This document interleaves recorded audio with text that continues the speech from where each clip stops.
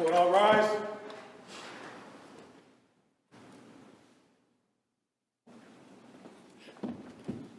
Hey, all present, before the Honorable Justice of the Appeals Court, now sitting in Boston, far within the Commonwealth, draw near, and your attendance shall be heard. God save the Commonwealth of Massachusetts, this court is now open, please be seated.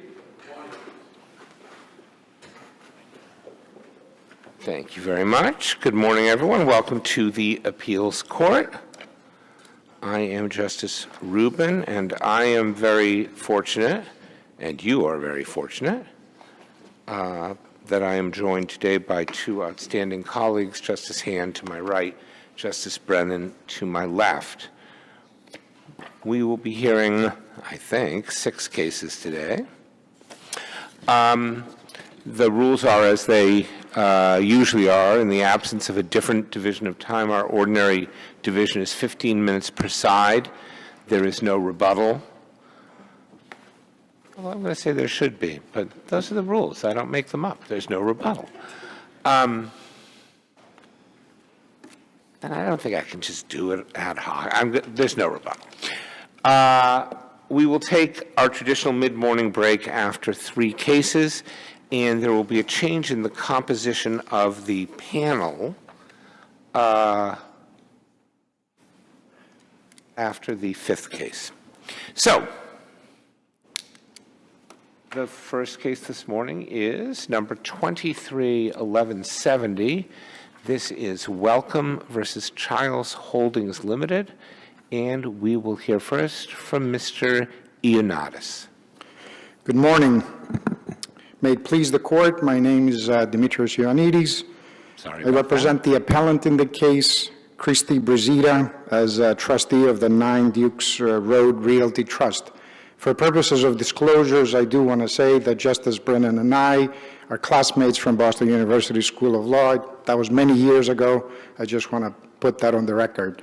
The first issue in this particular case is whether or not the trial judge abused her discretion in not allowing one of the defendants to testify during the defendant's case in chief.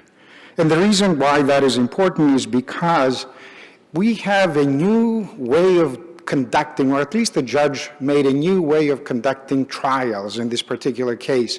What happened in this particular case is the plaintiff called the defendant as the first witness, called them adverse party, and began to question the defendant.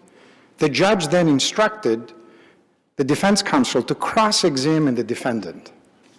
As a result of that, that created a situation where defense counsel now has to kind of bring some of the evidence in. That affects the ability of defense counsel to be able to now file a motion at the end of the plaintiff's case for a directed finding.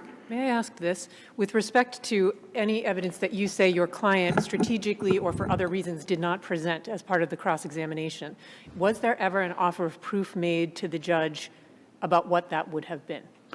Fair point, Your Honor. Yes, there were 2 attempts to make an offer of proof, and in both circumstances, the trial judge interrupted defense counsel. The first one was when the offer of proof was made, defense counsel said, I intend to bring Mr. Childs back to testify to rebut the assertions by the 2 witnesses. That was the first point. Okay, but was there any representation at that time to the judge of what that evidence was likely to be? There was none.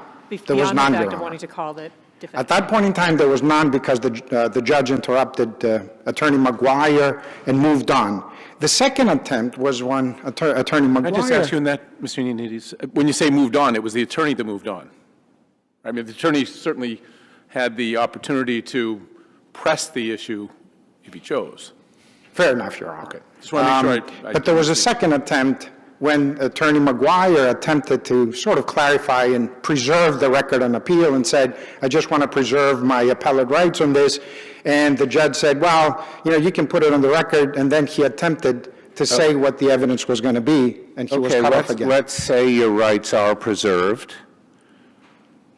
You haven't told us what this evidence is going to be. How can we determine anything about this without at least some representation about what it is that Mr. Childs didn't testify to?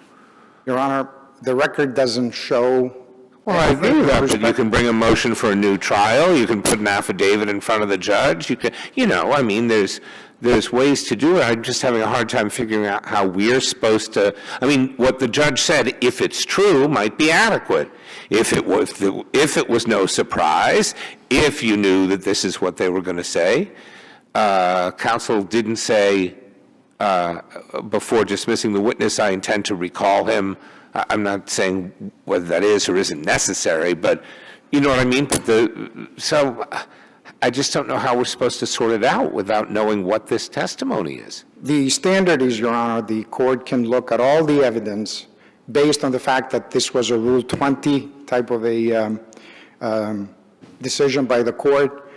The standard is that the court can look at all the evidence before and make a determination. Now, you are right that there wasn't any specific reference as to what that testimony was going to be at the time of trial, but we do know what the testimony of one of the witnesses that the plaintiff called was, which is squarely what the defense counsel was trying to say.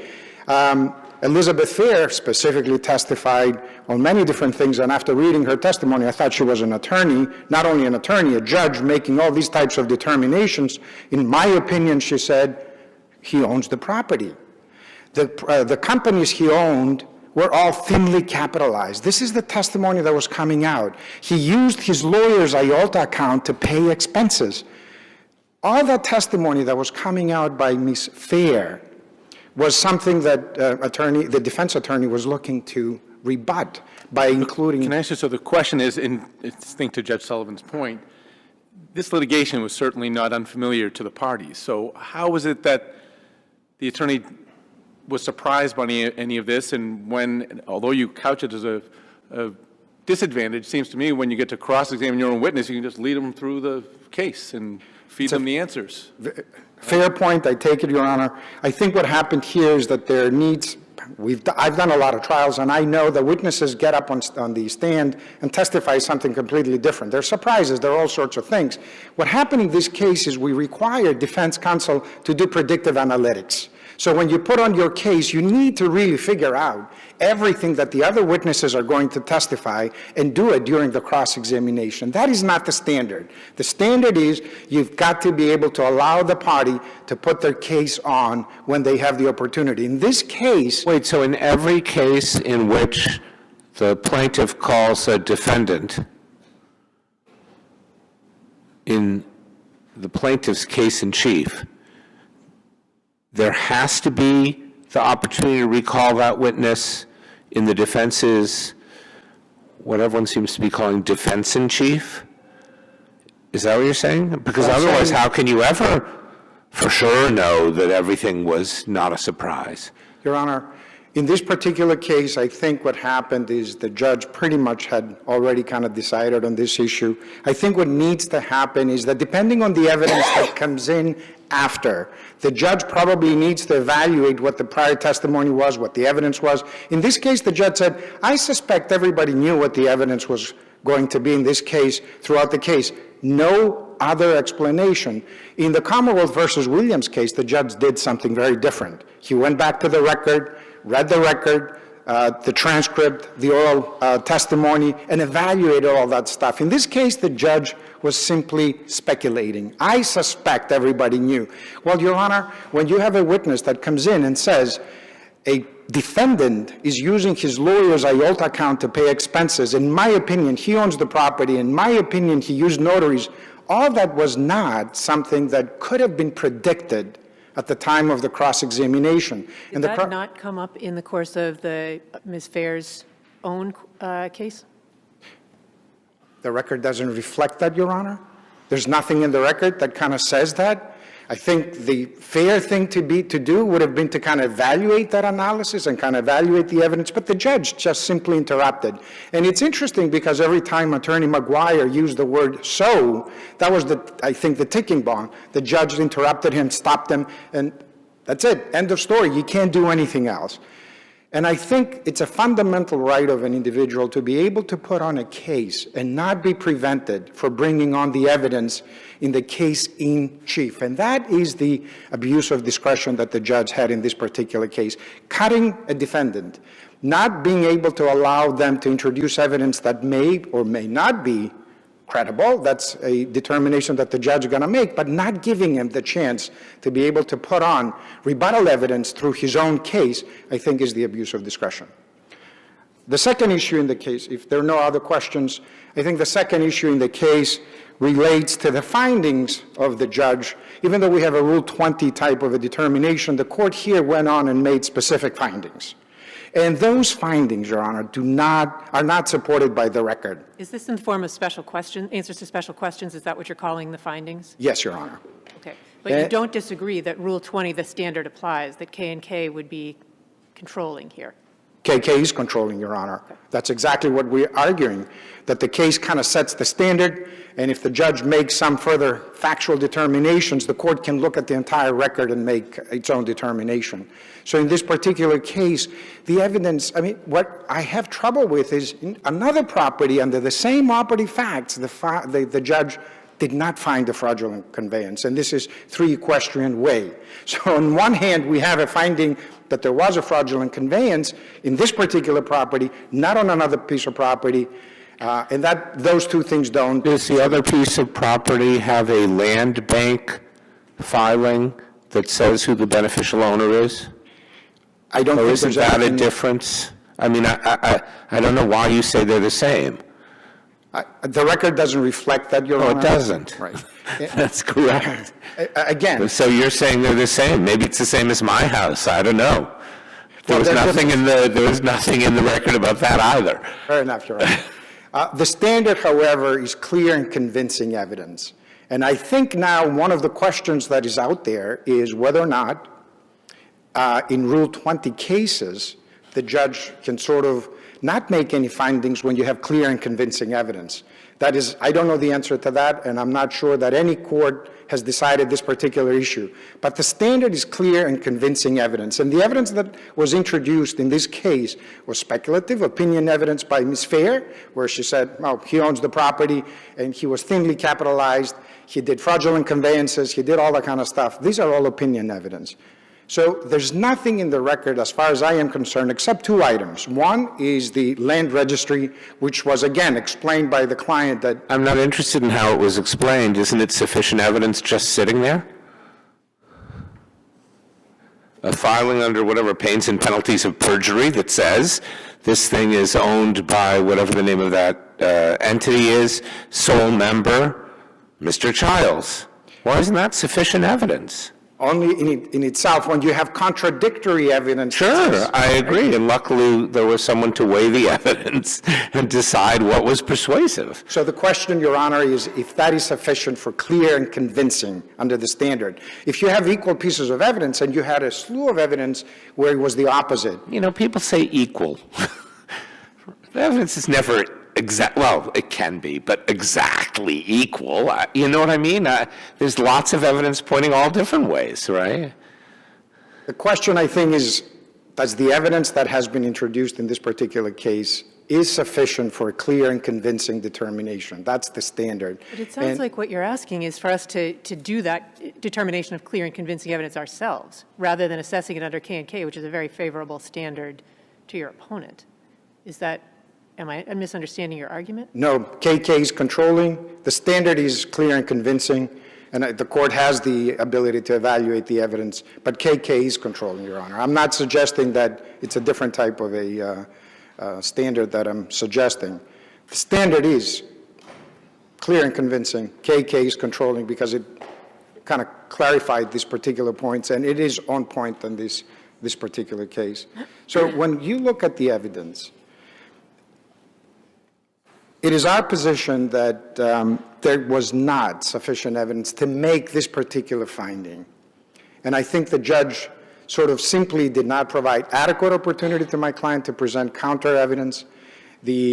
Precluded him from being able to testify, cut him off many, many times, would not allow him to even make an offer of proof, even though he did. He said twice. And at the end of the day, it's giving an opportunity to someone to present their case when the time comes up, and not to do it at the time that the plaintiff is putting his case in chief. And this is exactly what happened in this particular case. I don't have anything else to add unless the court has any other. I saved 2 minutes, I believe, Your Honor. I see none. Thank you very much. Very good argument. Thank you, Your Honor. We will hear next from Attorney Smith.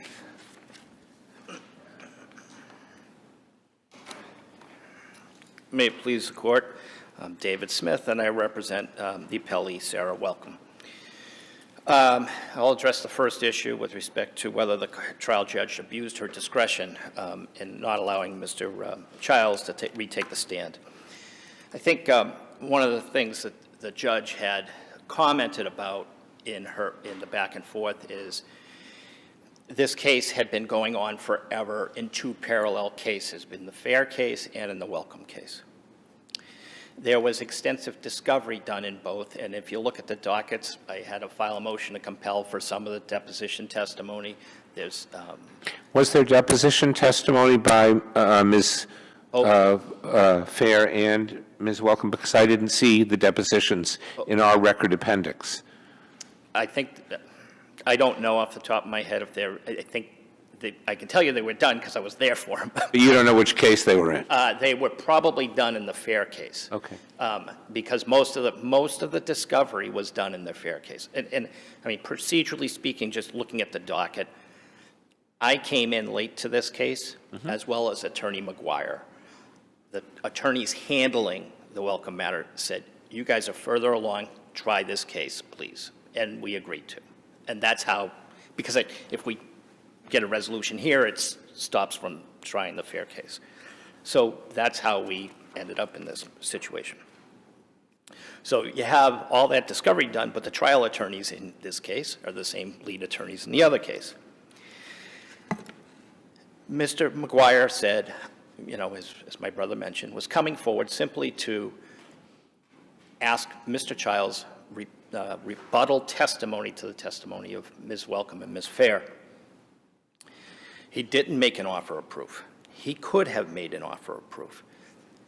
This judge, and I want to point out, was very collegiate with us putting the case on. And I'm going to point to an example where she ruled against me, and I went back and I asked her for some lenience and to discuss the situation. And that's when she directed the verdict on the 93A against us, and that was at Record Appendix 445 in Volume 1.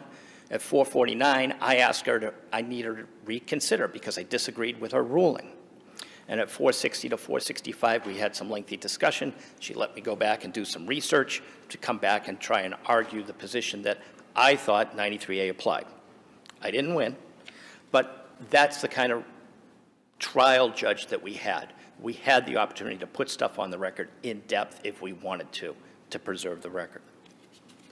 So I don't think that they've demonstrated a prejudicial error because there's no offer of proof. We don't know what Mr. Chiles was going to say. And if there was, it's harmless error because of the facts of the case and the ultimate determination. The two facts scenarios that both parties have laid out in their brief and cited to in the record tell two different stories. But the K&K standard is what controls. Now, this is a 214 Section 3(6) reach and apply action. It's also a non-statutory reach and apply action. It is not a Chapter 109 where fraud has to be proved. It's not a Section 3(8) where fraud has to be proved. All of the elements were stipulated to by the parties before the trial. And the only thing to be tried was whether Mr. Chiles was the beneficial owner of the property at 9 Dukes Road. Now, it's true, we don't know what the judge relied upon in answering the special questions. But if you look at the agreed statement of facts at the supplemental appendix at page 13, coupled with the recordings of the Nantucket Registry of Deeds and the Nantucket Land Bank, which are contained in Volume 2, pages 4 to 91, those documents, as the court has already said, note that the beneficiary, sole beneficiary of the 9 Dukes Road Realty Trust is the Beat Us VIR LLC, and the sole member of that LLC is Dana Chiles. The court doesn't need to go any further. That is the evidence that supports that decision. This evidence that I'm pointing to right now was not the case for 3 Equestrian Way. The best thing that we had was an attachment from Burns and Levins on the property saying that Mr. Chiles is a beneficial owner. That's it in terms of physical evidence. But this is actual evidence that was recorded by Mr. Chiles through his attorney to these 2 entities outlining the ownership structure. I noticed there are 3 copies of Form 2, and they're clearly copies of the exact same original. But you can only see Mr. Chiles, sole owner Mr. Chiles in one of them. The other 2 are blank underneath Beatus. Do you know how that happened? I do. And it may not be in the record, but it is it was filed, and then there's a fax later that went to correct the filing that came from Attorney Smolikoff. So it's not that someone copying it has actually blocked out the sole owner. It's that it was originally filed without the name of the sole owner, and then a fax correction was sent in. So it's the same document. Beatus is exactly the same, but it's just been added at the bottom. Okay. Yes. But there's other evidence that the judge could have clearly relied upon in making her determination. The execution of the trust is highly suspect, and I would suggest is invalid. There's 3 versions of the trust document in the record. There's one at Appendix 4 at page 201 and Appendix 2 at 261. Those 2 documents show the trust in the notary block that there is no date on the notary block. So one, it's blank, the other one, it's filled in. There's also a third a third trust document that's floating out there, and it is the email communication from Attorney Smolikoff saying, I have received the quote-unquote new trust. It's notarized, but it's unsigned. So we have these suspect documents, but to take it further, you have the affidavit of Jean Lovely, who is the notary, the name on the notary, on the trust document, and she says, I didn't notarize any document in 2009, and I did not know Paulette Mosley, the declarant, in 2009. So that brings in the whole suspect of the trust in terms of credibility. Does it have her stamp on it? Yes, and if her affidavit is contained at volume 4 at 109, and it talks about it. She does not think, as I recall, I believe she says she did not do the notary. So she's, in essence, suggests someone else signed her name to the notary block. It's just a signature. It doesn't have those stamps. It has a stamp, too. It does have the stamp. Did she work in the same office? She did at one time, but it was more not.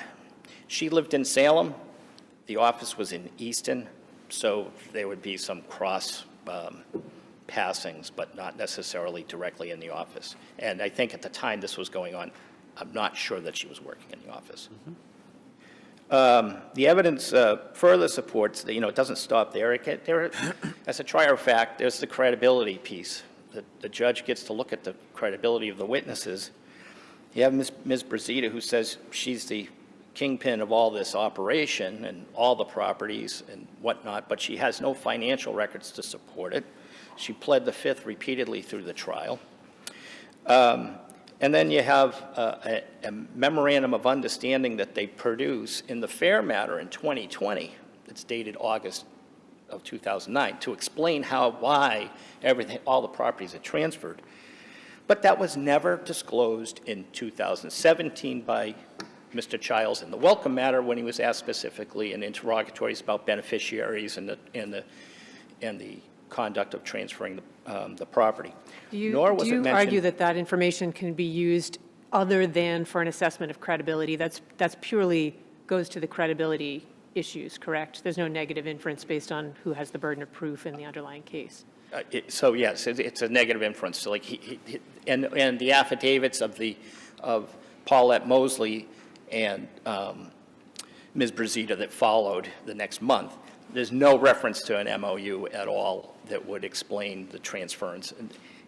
And given the testimony of creating things and hiding things in terms of property, it calls into question the veracity of the MOU itself, and the original was never produced. So it doesn't end there. You have in the record that you've seen where Mr. Childs creates Shoney LLC, doesn't tell my client that he's identified her as the manager at the State House, and he moves 19 properties into the LLC. And at the same time, tells Ms. Fair to create another LLC to move those properties out in the event Ms. Welcome goes, quote unquote, crazy. And then Ms. Brazita, you know, she puts a mortgage on her on 9 Dukes Road for $150,000. It's the property that she says she allegedly owns outright or is a sole beneficiary. None of this makes sense. It calls into, you know, the credibility. So given the totality of the evidence as we see it and cited to, there's more than sufficient evidence in the record from which a reasonable inference can be drawn that in favor of Ms. Welcome, that the trial court's decision was correct. And if there's any other questions? I see none. Thank you very much. Very good argument as well. The case is submitted.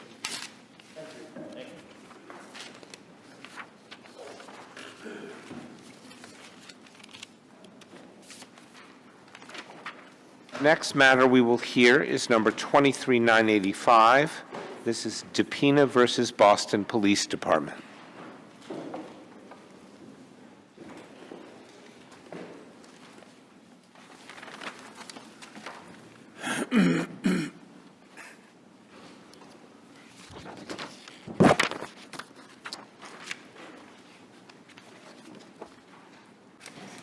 And we will hear first from Attorney Randazza.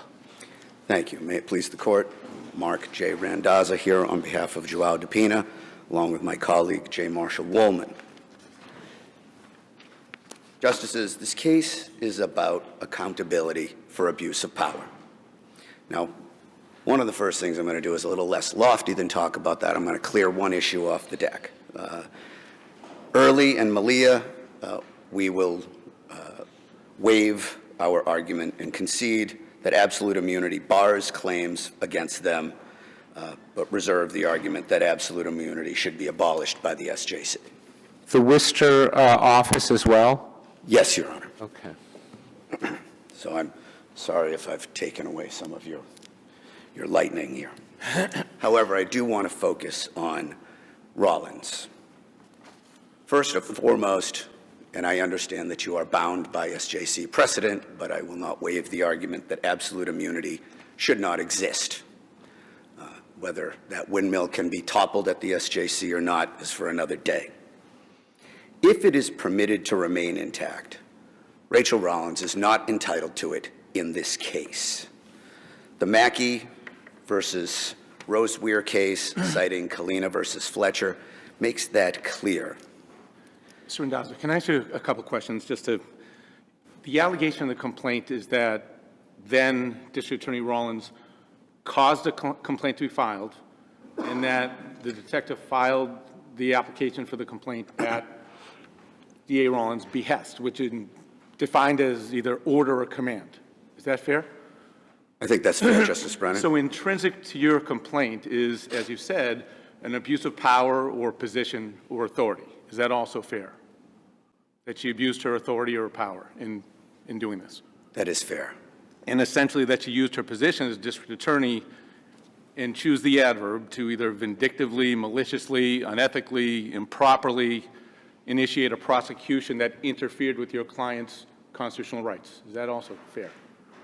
I would only amend that perhaps to say used her identity as that person. The fact that she held that title, I don't believe she was acting in her capacity.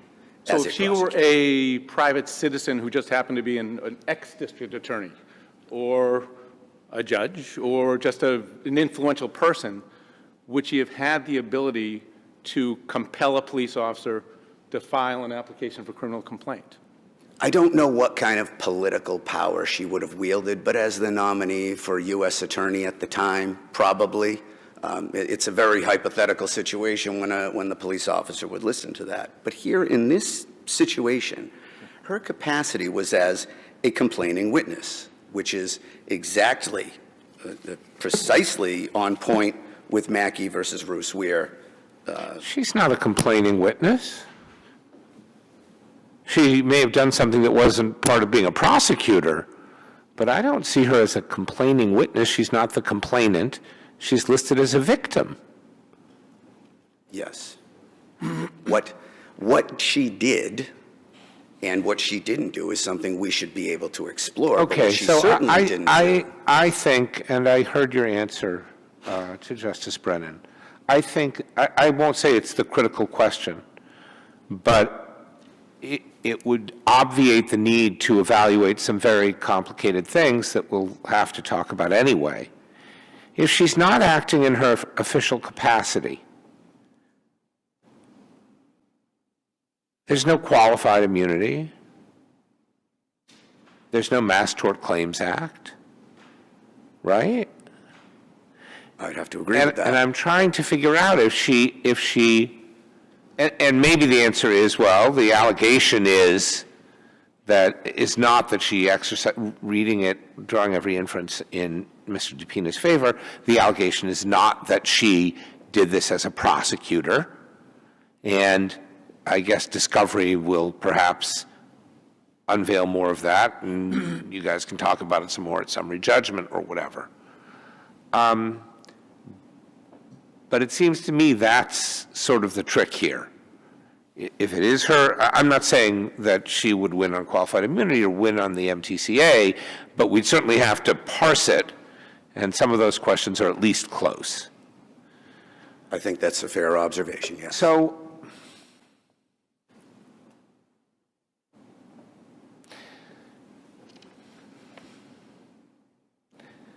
I guess I don't know. I mean, I guess it's, maybe I've actually eliminated the need for a question.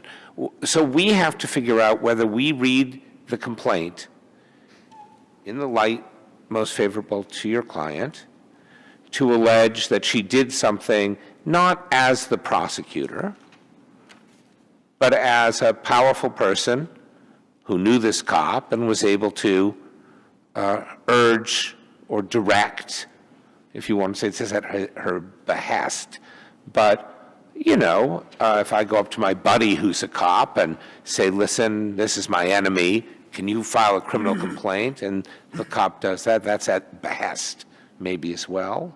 We have to read it, right? That's to figure out whether qualified immunity or MTCA, we have to figure out if it can be read in that light to allege a non-official act by Rollins.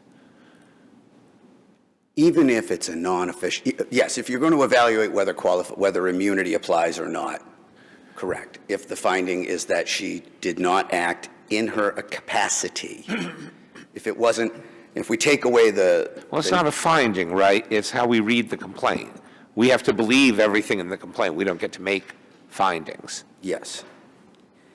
If that fair reading to you is that she used that position, perhaps in your hypothetical, if you are Justice Rubin, but you're acting as Justice Rubin, and those are two different people. If I drive my car into my neighbor's car, I don't get judicial immunity from that. I can get sued, right? Yes, and I think that, frankly, is a great analogy. It's one we were talking about before the hearing, that would be, I believe, the way that the trial judge read absolute immunity was if she was on her way to court and ran somebody over, well, then that would be subject to absolute immunity because she was a prosecutor at the time. Well, that might be within the scope of her employment, at least to drive there. I have no idea, right? But your wouldn't be a allegation is that that this isn't within the scope of her job. What if she chose to use her position? I'm sorry. I'm done. Well, that wouldn't have been a prosecutorial function. What if she got into the accident and then she chose to use her position as district attorney to direct a police officer to take out a complaint for operating to endanger against the other car? Which, again, an ordinary citizen could not do. Doesn't that put that in the realm of her using her position as the prosecutor, whether it's unethical again or wrong or something she shouldn't do, doesn't that still come under the umbrella of what she is doing as a decision she is making as the head prosecutor for Suffolk County? No. Choose to prosecute this person? Why I not? don't believe so. Okay. Because that would not itself be a prosecutorial function. That would itself be an investigatory function. That would be a witness function.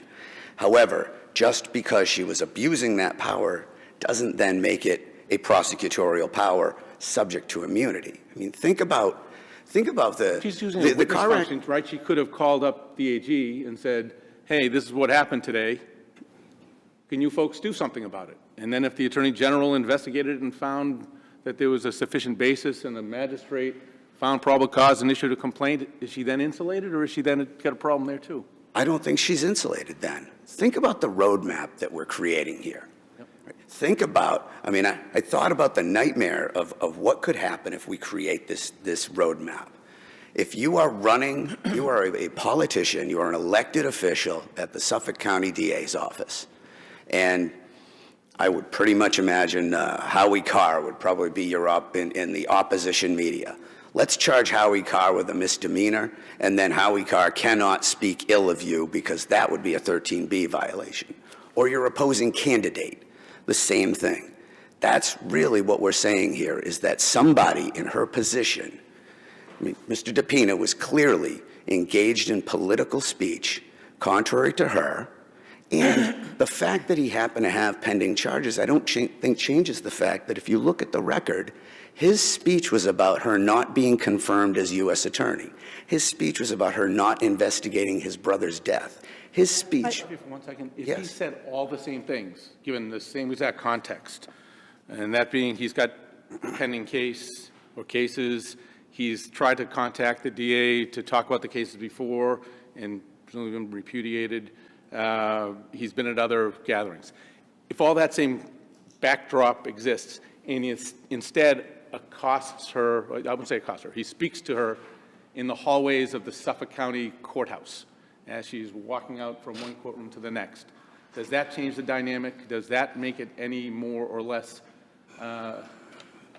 objectively reasonable for one to believe that that could be probable cause for criminal intimidation? It would depend what he said.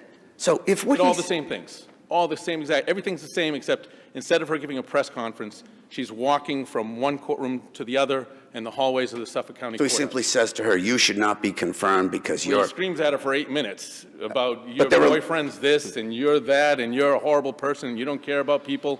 And by the way, this is what people like you do to people like me who have just trying to do something and charge me with crimes. In that hypothetical, I think the First Amendment analysis is less clear because he's not speaking to his fellow citizens.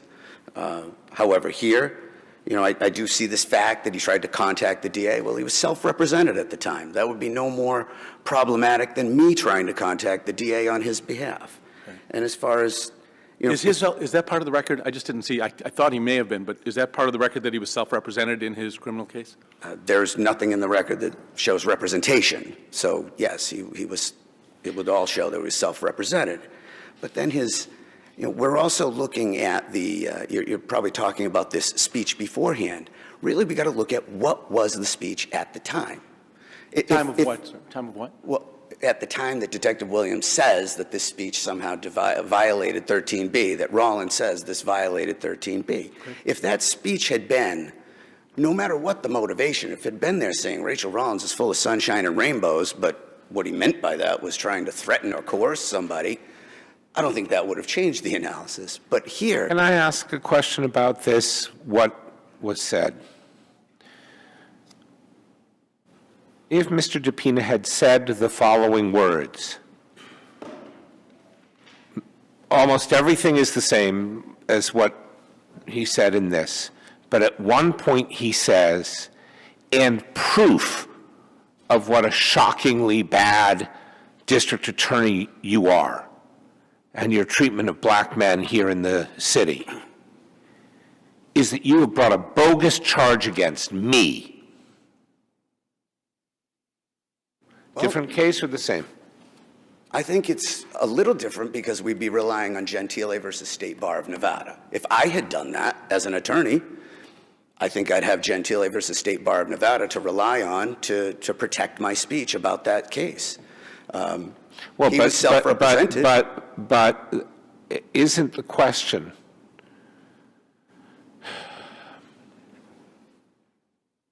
let's start with clearly established under qualified immunity. Of course, it's clearly established that you can't arrest someone retaliatorily for exercising their First Amendment rights at a public place, even if it's disrupting your, or for intimidation anyway, even if it's disrupting your press conference. I sincerely hope that's how you Okay. begin the opinion. So, but maybe it's not clearly established if the loud remarks at your, it might be also unconstitutional, but maybe it's not clearly established that if you include reference to your own case, that doesn't change it, that doesn't turn it into intimidation, right? Because for clearly established, I don't know if we have cases that clearly establish it's not intimidation. I think it would be of no consequence constitutionally if you have a pending charge. What about qualified immunity? Is one of those things clearly established and the other, geez, I don't know. It doesn't, perhaps my First Amendment bona fides here make me a little more skeptical, but I think it is still clearly established, even in the absence of a case. There's a Because on there's those this exact fight about, facts. did he see the whole video? So that when the Michigan thing with Representative Miranda comes up, he heard that and thought, oh, this is about his case. I've listened to this whole tape. He's trying to intimidate her about the case, versus if nobody knows what the hell he's talking about, maybe she does, and he's just ranting at how bad she is. I believe he still maintains the right to speak on matters of public concern, including his own case. And I think also... So you think he can't intimidate, if there's nothing a person could say in public about their own case that would be could be lawfully prosecuted as intimidation? The answer on every question is if it's never or always, of course not. But in this circumstance, if he had said something like, drop the case or I'll be outside your house tonight. No, that's a threat. Okay, I get that. But isn't, in this case, wasn't there a statement, and I'm paraphrasing, but during the portion of the video in which your client was in the car that said essentially, I'm going to this event, I'm going to make these statements because of my case? There is nothing in the record that showed that either party, either Williams or Rollins, saw that video of him in the car beforehand. And in the car, I don't care what he said before that. But the whole thing hinges on the fact that the police report says I obtained, but does not specifically say, and then I viewed. Correct, and That's because the officer said I was present and I witnessed some portion of it, and that's why you're saying we can rely only on the portion that the officer could possibly have witnessed. correct. I think the lower court making a factual determination that he actually viewed that beforehand, I think was an improper function of the trial court. But at the same time, even if if I had a transcript of a conversation in a car on the way here, sure, I'm trying to persuade you to do something here. And let's say in the car I was saying whatever untoward thing I could imagine. I mean, I wasn't and I wouldn't, but let's say I did. What difference does that make? Were you going to Something post that? If Was that something that you were going to post publicly? That's the question. Even if I difference did, to I me. mean, again, we're going into hypotheticals of things I wouldn't do, but if I had posted beforehand, something that I'm going to come in here today and I'm going to somehow scare the justices into ruling for me. Well, that doesn't make what I'm saying right now sanctionable because I'm doing it within the rules here. What he did, Well, he doesn't didn't it come have to outside be the lines. an objective test anyway? Doesn't it have to be, did anyone there, any witness there, understand what would they have? I mean, I guess we have to, in light most favorable to Mr. DEPINA, would they have understood this to be a reference to his case? I very much doubt it. And we know that at least Attorney Melia didn't understand that, because at the motion to dismiss, he said, I don't think there's veiled references directly to his cases, Judge. My only argument would be that with Mr. DEPINA questioning her ability to be the district attorney, he's indirectly referencing her ability to fairly prosecute him as a defendant, which strikes me as essentially nothing. Like, that's not any kind of plausible intimidation. Of course, and that you would think that Attorney Melia would... And maybe there has to be more factual development. Presumably, well, I have no idea. Ms. Rollins might have understood what he was talking about, right? There's a whole theory of her corrupt work with this representative. So when he talks about, and the restraining order in Mr. DEPINA's case, maybe she would have understood it, although I don't know that you can infer that. Maybe, but again, think of the roadmap you're creating. She's engaged in official corruption, which that's a matter of common knowledge now. And somebody who wants to complain about it, since you've been charged with a misdemeanor, can't talk about it? I mean, if you write that opinion, by God, please do it outside this building named after John Adams. Please. Could I ask one yes or no question? Are you pressing an argument for negligent infliction against Officer Williamson? I just wasn't clear from the brief.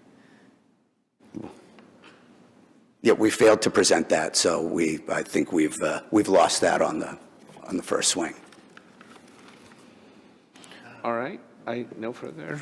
Thank I you. see no further questions. We've let you run over time, so if you all need additional time, we will be equally generous with you.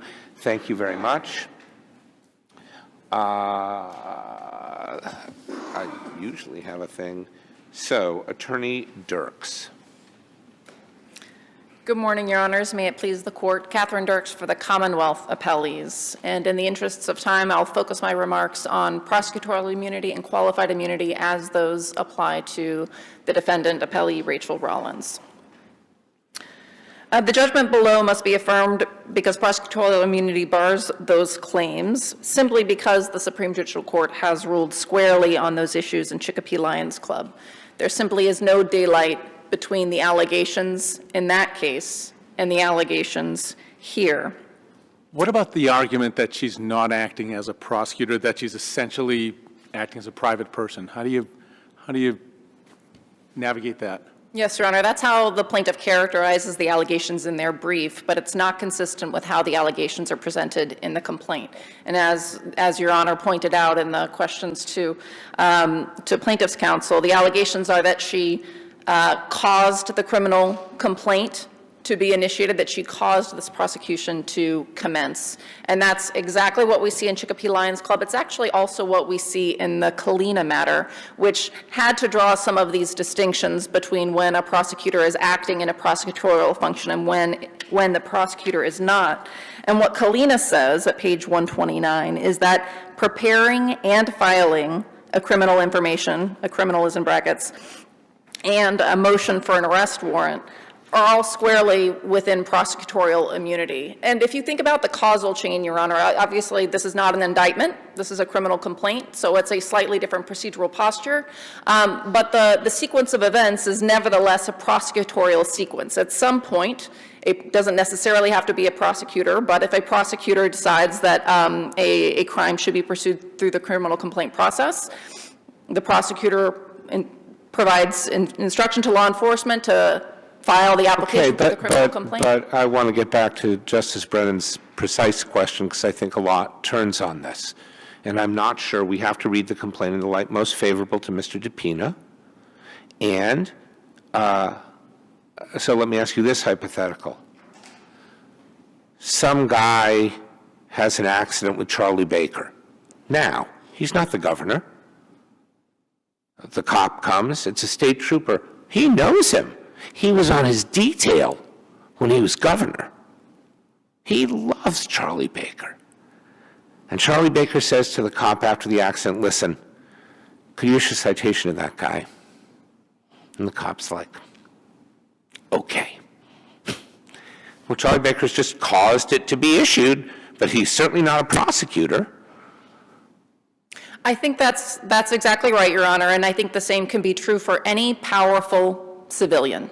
Any powerful civilian can have an influence on the judicial system. They don't get prosecutorial immunity. They do not get prosecutorial immunity. So why does a prosecutor get prosecutorial immunity when it's within this sequence of events that is part of or immediately preceding the judicial phase?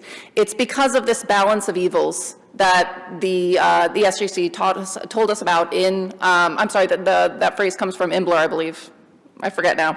Balance of evils, no, it does from the CM case at 652, which is that although it might, in some unfortunate instances, protect individuals, protect prosecutors from accountability for misconduct.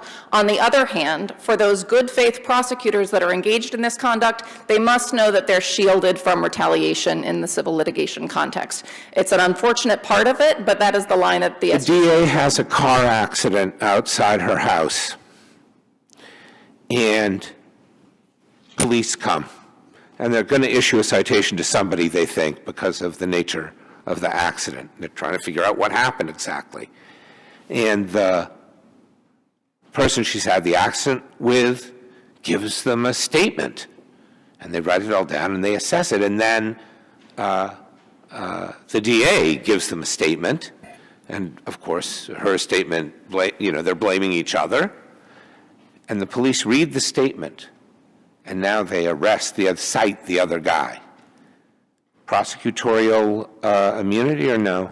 For the statement of fact given to the police officer. That caused them to file the complaint, yeah. I would consider that in the investigatory phase, because at that point, when the police is obtaining that information, it's similar to the Buckley case. She's not investigating anything. When the police officer is taking information as to the cause of the event? The cop may be investigating. She's not. She's just telling what happened, hoping the cop will issue a citation to the other person. Perhaps the binary, Your Honor, is not prosecutorial versus investigatory. Maybe the binary is prosecutorial versus non-prosecutorial. And in that instance, before there is probable cause to arrest anyone or to issue a citation to anyone, the exchange of information is really like the Buckley case, where prosecutorial immunity did not apply in that pre-prosecutorial function. But when the events have occurred and when law enforcement have the information, and there's really in this case no dispute as to what happened, there's no dispute as to who did what when.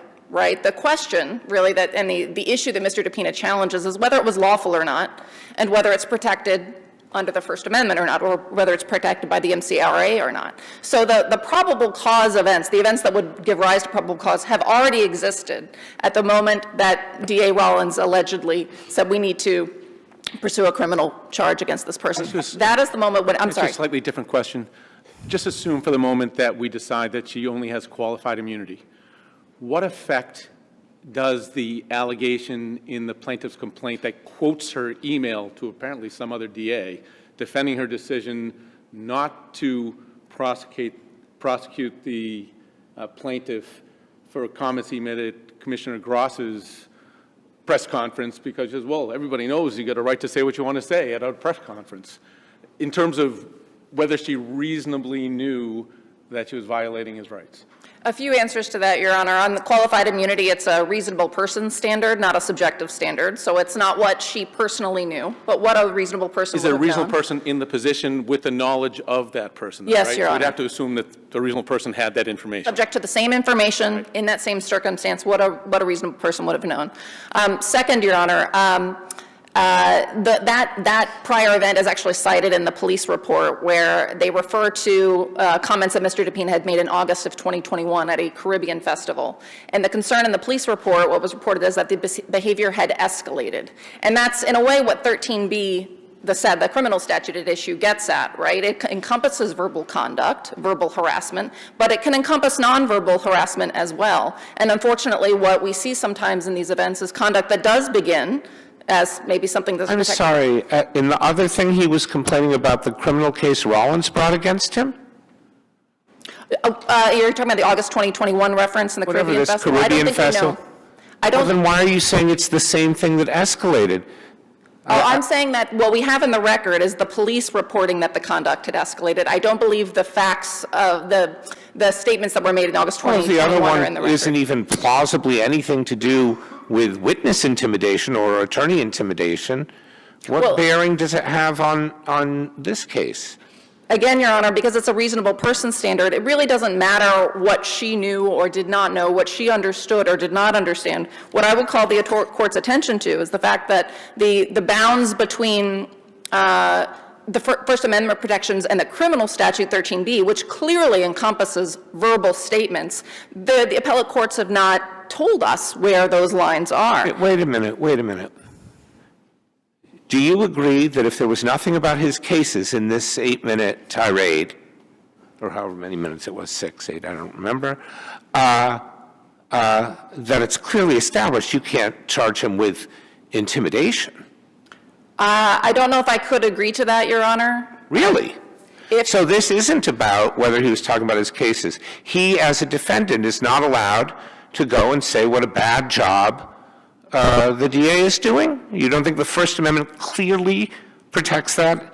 And everyone would have known that since maybe 1930? I simply hesitate without knowing what exactly the pattern of harassment is. The reason I It's hesitate, Your Honor. exactly this. Can I just ask for the Oh, yeah, the I'm completion sorry. of that answer? I'm sorry.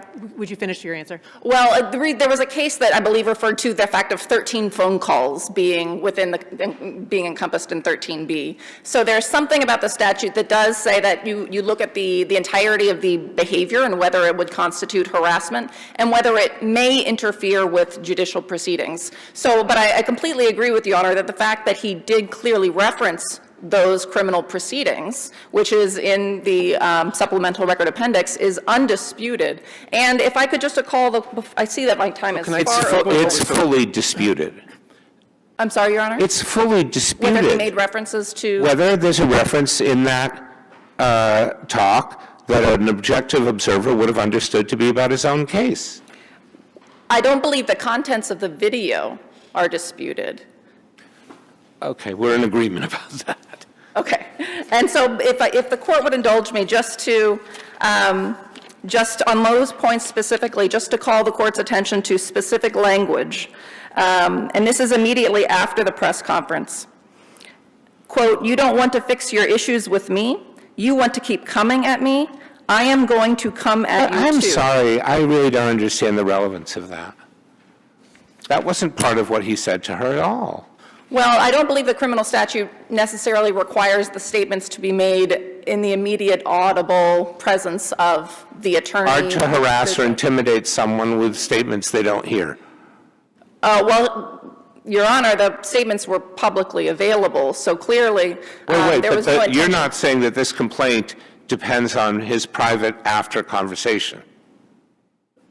Does the complaint defend? I'm Yes, sorry, I don't you're understand the saying, question. yeah, the intimidation complaint, the alleged criminal complaint, I'm intimidation. sorry. Yeah. Does the criminal complaint depend on those statements? It certainly refers to them. So I understand it, I hadn't thought of it. You're saying that because and it says in the report that he was going to post it publicly, the entirety of that recording was going to be posted publicly, that was something that could be considered as to whether there was probable cause for intimidation. Again, in the qualified immunity framework, a reasonable No, no, person could right. consider the fact that the states were made publicly, that it was in reference to his criminal proceedings, and that the video is undisputed, and that someone could look at that and look at the Hercinco case, which involved verbal statements, and could look at the fact that other case law hasn't really drawn those boundaries clearly, and a reasonable person would not have concluded that it was clearly established that that speech was protected I'm and could sorry, not be a prosecuted. Facebook post where you complain about being prosecuted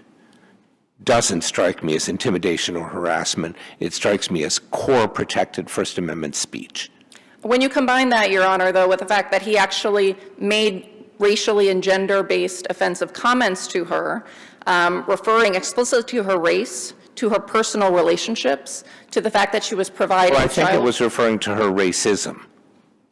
No, it referred to her race, Your Honor. as a part of the Black criticism of what was alleged to be her racism. But we don't need to, I think we're in agreement on the facts anyway. Maybe not. That's okay. Well, we can take You just more finish time. what you're saying, though? Well, just, it was, I believe the phrase was Black Sea hyphen, hyphen, hyphen. So that was some of the language. He said that to was part of the her? Presentation. You mean, did she hear it? Yeah. I do not know, Your Honor. I don't believe that's clear from the record. But he's not allowed to post that on Facebook. You can't call someone that on Facebook without it being intimidation if it's the prosecutor who's prosecuting you? Your Honor, I am not a prosecutor. I'm not saying what is lawful or not. I'm simply saying what a reasonable person would have I mean, understood so that to be constitutionally, you protected or don't not. think it's clearly established that posting a Facebook like that is protected free speech? I can't take that in isolation, Your Honor, because that's not the allegations here. What the prosecutor and the police officer were looking at a constellation of facts. I mean, I think maybe it goes to intent or something, but I don't know that intent is the issue here. I mean, it may be that he intended to, the question is, did what he say amount objectively to intimidation or harassment, doesn't it? The conduct in its entirety, Your Honor, yes. The statements are part of that, Anything yes. that she heard, I don't hard to believe- intimidate someone without them knowing it. Knowing it, I think, is the critical piece, yes, Your Honor. Okay. 'Cause I don't want to, you sure? If there are no further questions? You haven't had them? You're happy to? Thank you, All Your right, Honor. or if not happy, at least content. Thank you very much. We will hear next from Attorney Moss.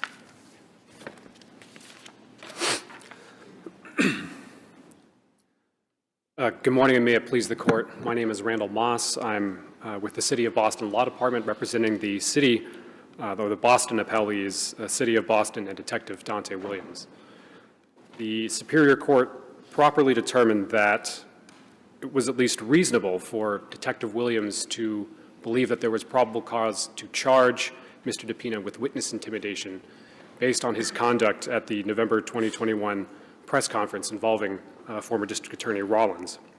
What we see on the video is a 6 or 7 minute verbal barrage in which he does not allow District Attorney Rollins to speak, and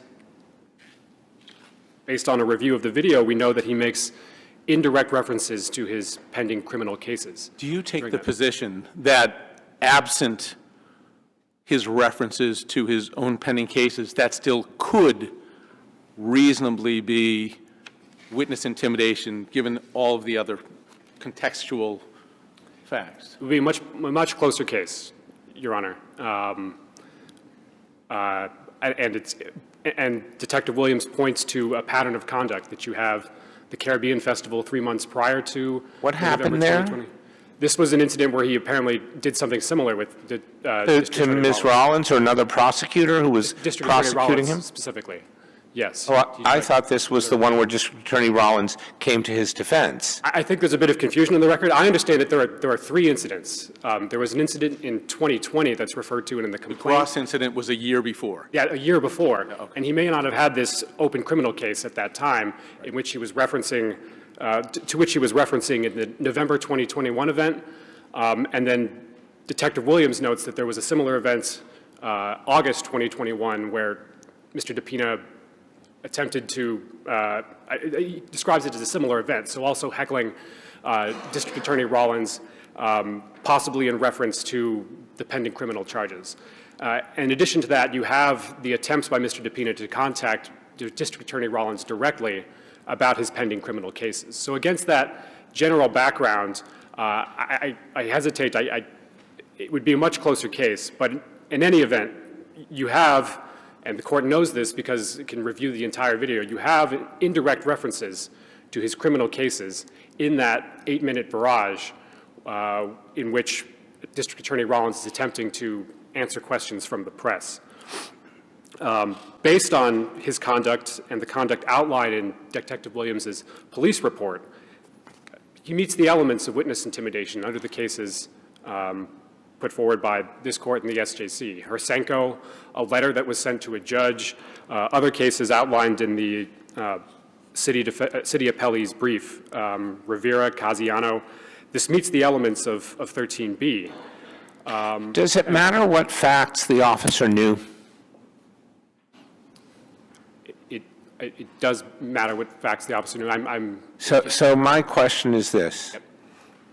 You didn't completely answer Justice Brennan's question, but if we assume that without the references to the cases, it wouldn't be reasonable to think that there is probable cause. Don't we need to know whether he knew about these things or not? And isn't there evidence, or not evidence, but facts alleged in the complaint that, if you look at them in the light most favorable to Mr. DEPINA, could mean he didn't know? So I think Your Honor is referring to this assertion that somehow Detective Williams did not view the entirety of the video? No, I'm not talking about that. I'm talking about the prosecutor, Amelia, when asked at the motion to dismiss the complaint, what is this reference? Because it's in the police report. What is this reference?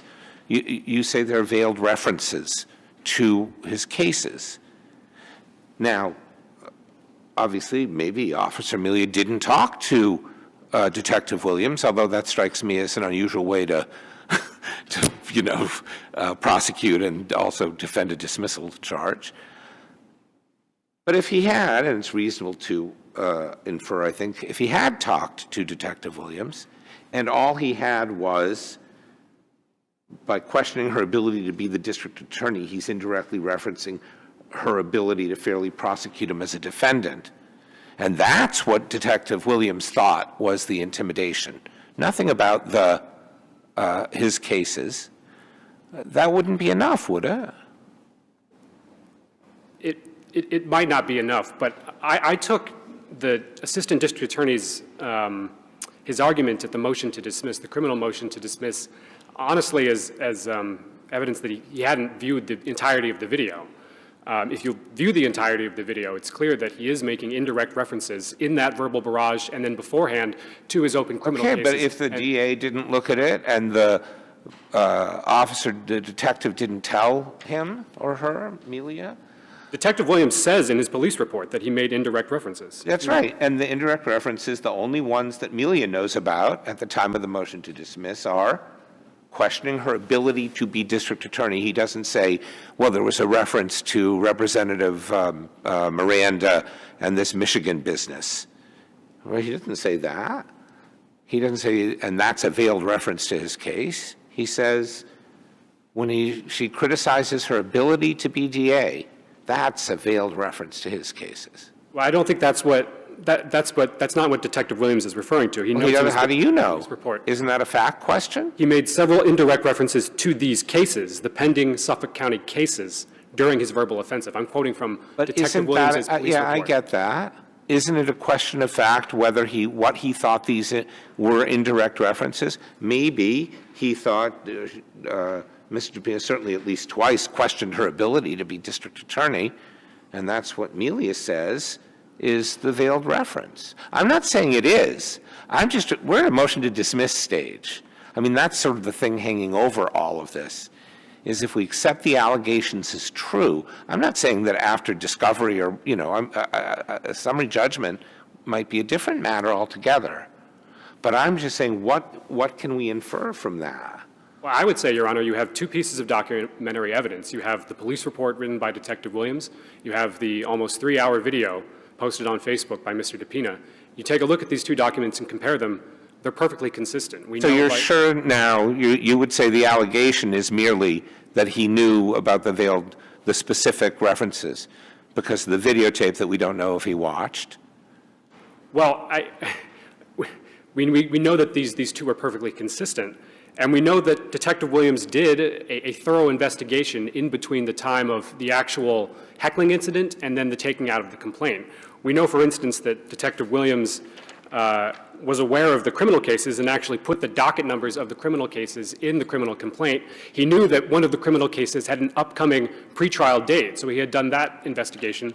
It beggars belief, and it's not a reasonable inference, in my opinion, that he would not have reviewed the entirety of the video that he said he secured. Added to all that is the fact that Detective Williams was there. He was physically present. He was physically present for the heckling incident. He was also physically present just a few minutes before when Mr. DePina was also yelling at Detective Williams and makes specific references to the fact that I'm being prosecuted by this woman right here, okay? He says that. It's not during the press conference, but it's clear from video he's standing just 10, 15 feet away from her and saying these things. So She has to have heard it.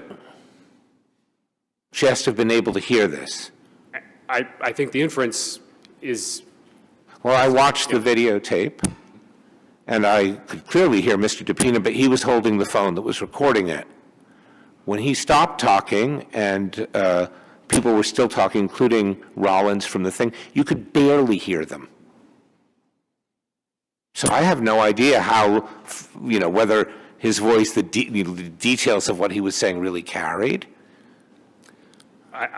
what I'm saying, Your Honor, you take that barrage with the heckling incident during the press conference itself, with the conduct that Detective Williams reports in his police report, you put that all together, it was at least reasonable for Detective Williams to charge him with witness intimidation. I have one last question, but I know you're over time. But as a matter of law, what is the import of the fact that a clerk magistrate found probable cause and issued a complaint, but then a district court assistant district attorney couldn't really either articulate or didn't know what the threats were? And then a judge was only presented with 6 minutes of a video that went on for an hour, and she was operating on limited information. And then so she found no probable cause.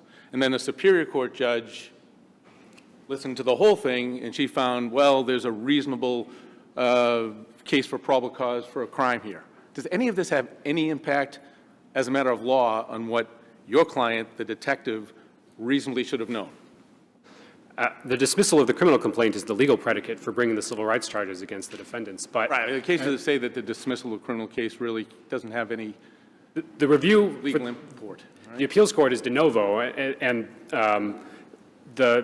I don't think either the Superior Court judge or the district court judge who reviewed the criminal case is entitled to any deference. This court can take a look at both the complaint and the video and make these determinations on its own. I guess my question is, probably phrased a little bit better, is the fact that at 3 different stages, 3 magistrates / judges viewed this differently. Does that have any import? Does that mean, well, it's clearly not clear, or does it mean nothing at all because it just has no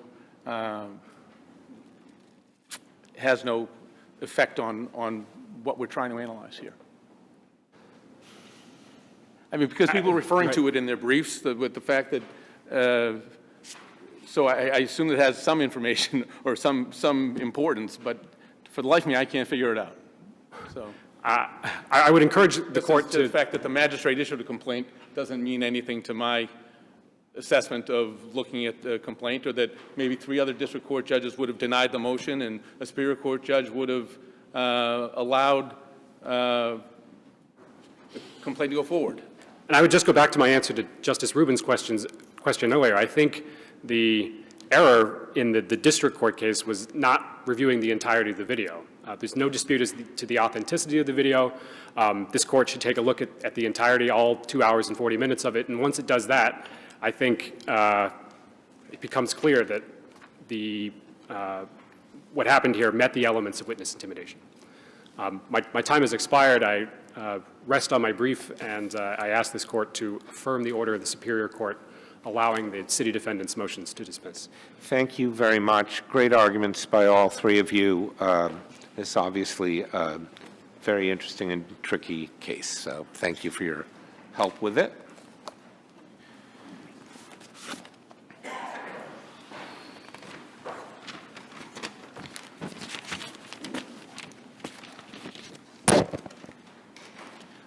Our next case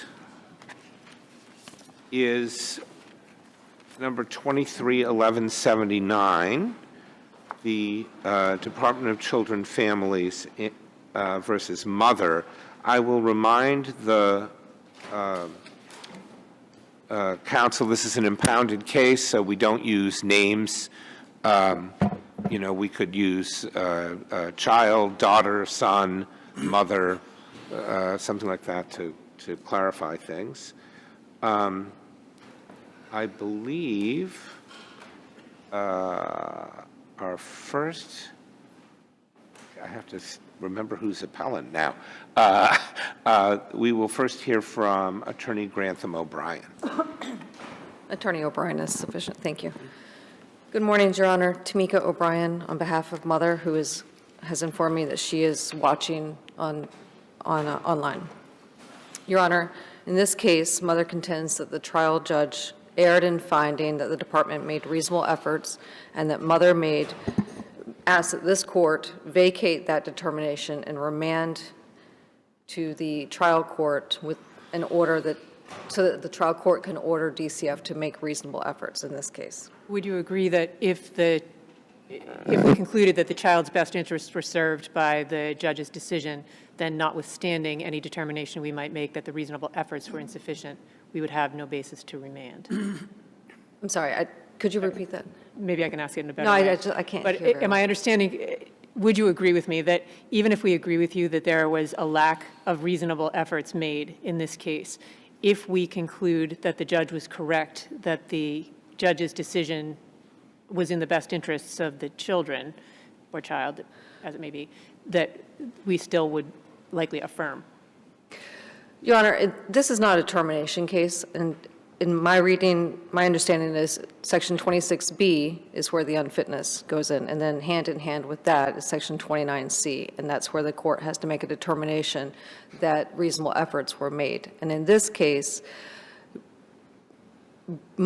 DCF was on notice that reasonable efforts were not being made for at least a year prior to the trial. But not by a motion. Correct, but, Your Honors,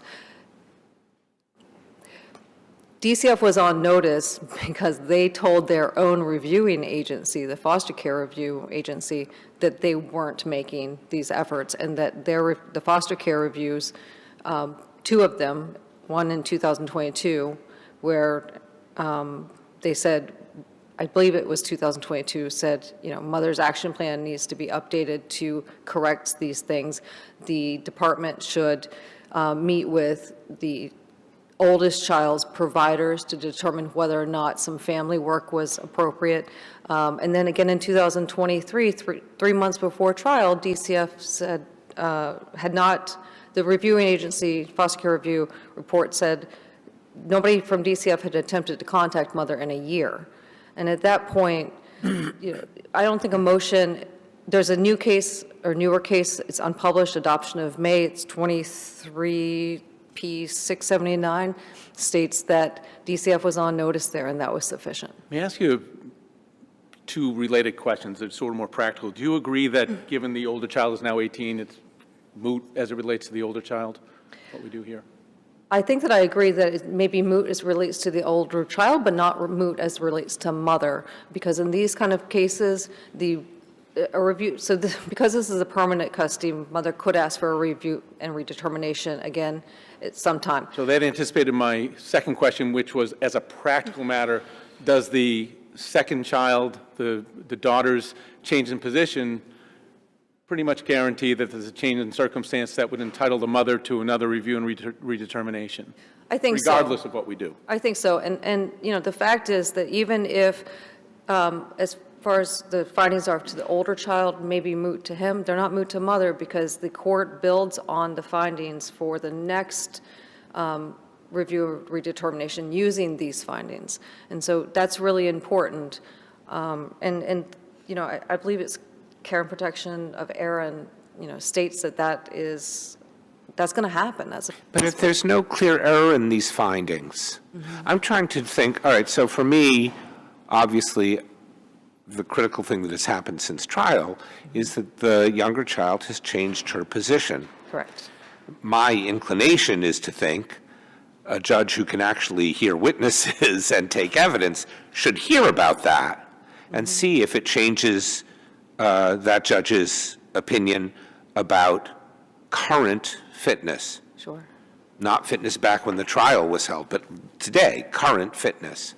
And it seems to me there are only two ways to do that, one of which we don't generally do, which is notwithstanding maybe thinking that this decision was okay when it was entered, which is really what we're supposed to review. There are a couple cases that, in light of changed circumstances, have vacated and remanded the case back to the trial judge. Really, that's not the question before us. The question before us is, as of the date of the order, was it all right?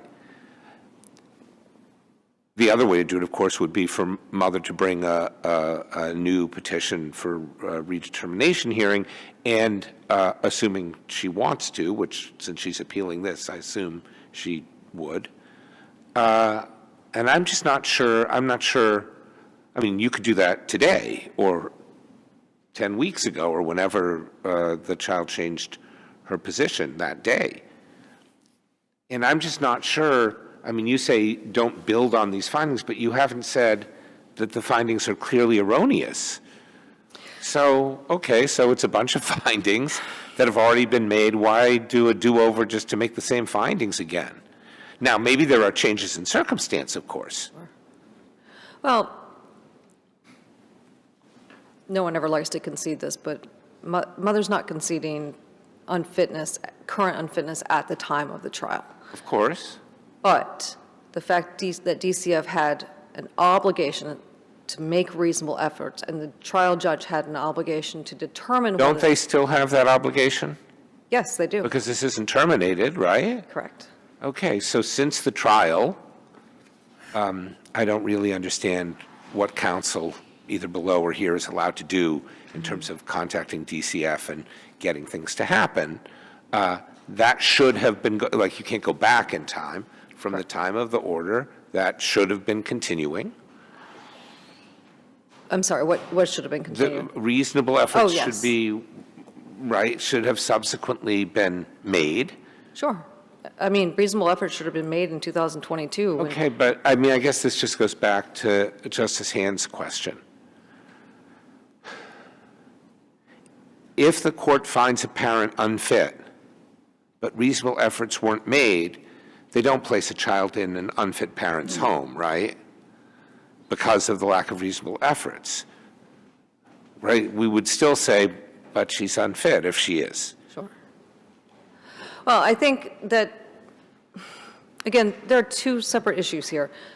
There's the unfitness and the reasonable efforts. And if we're going back to the court, back to the trial court, so we still have the unfitness, but then DCF still has that obligation, and this is a permanent custody case, and so it's not a termination case where DCF doesn't have that ongoing obligation. So we go back, and yes, we still have those findings. You know, I was looking through these findings, and findings of fact 170, just these, and I'm not saying not others, but these stuck out. Findings of fact 175, 177, 180. The court references the foster care reviews reports, but only discusses mother's failures, not DCF's. And I think was that ever raised before the appeal? In other words, was there any opportunity for the department to remedy that, to be on notice that there was some sense that they were providing inadequate services? yes, sir. Their own reviewing agency told them in 2022. By the mother. I'm asking by the mother. By the mother. The mother, so the mother was an unrepresentative pro se litigant. There was no formal abuse of discretion motion raised or filed, but we know from the case law that that's not the only way to raise this. She did bring this up in her testimony multiple times, and in conclusion of law 8, the trial court judge noted that mother had raised this issue, and that even though she believed that maybe DCF could have done more, it was in the best interest. We're arguing that it wasn't in the best interest of the child or the mother to completely ignore the fact that DCF had completely disregarded and ignored this family, not just this mother. If you look at it, the foster care review says, hey, DCF's not supporting this family at all. They're supposed to be doing sibling visitations. That wasn't happening. You know, there are other things that DCF knew about. They knew this, and even if mother did not formally bring this to the attention of the trial court had these records and evidence when making that determination. And based on this record, the trial court clearly erred in making the determination that DCF had made reasonable efforts. And for this reason, Your Honors, the mother is asking that you remand to the trial court to make reasonable effort determination, or to tell DCF to make those reasonable efforts. I see my time's expired, but I'm happy to answer any other No, questions. I see none. Thank you very much. Thank you, Your Honors. We will hear next from Attorney Rosenthal.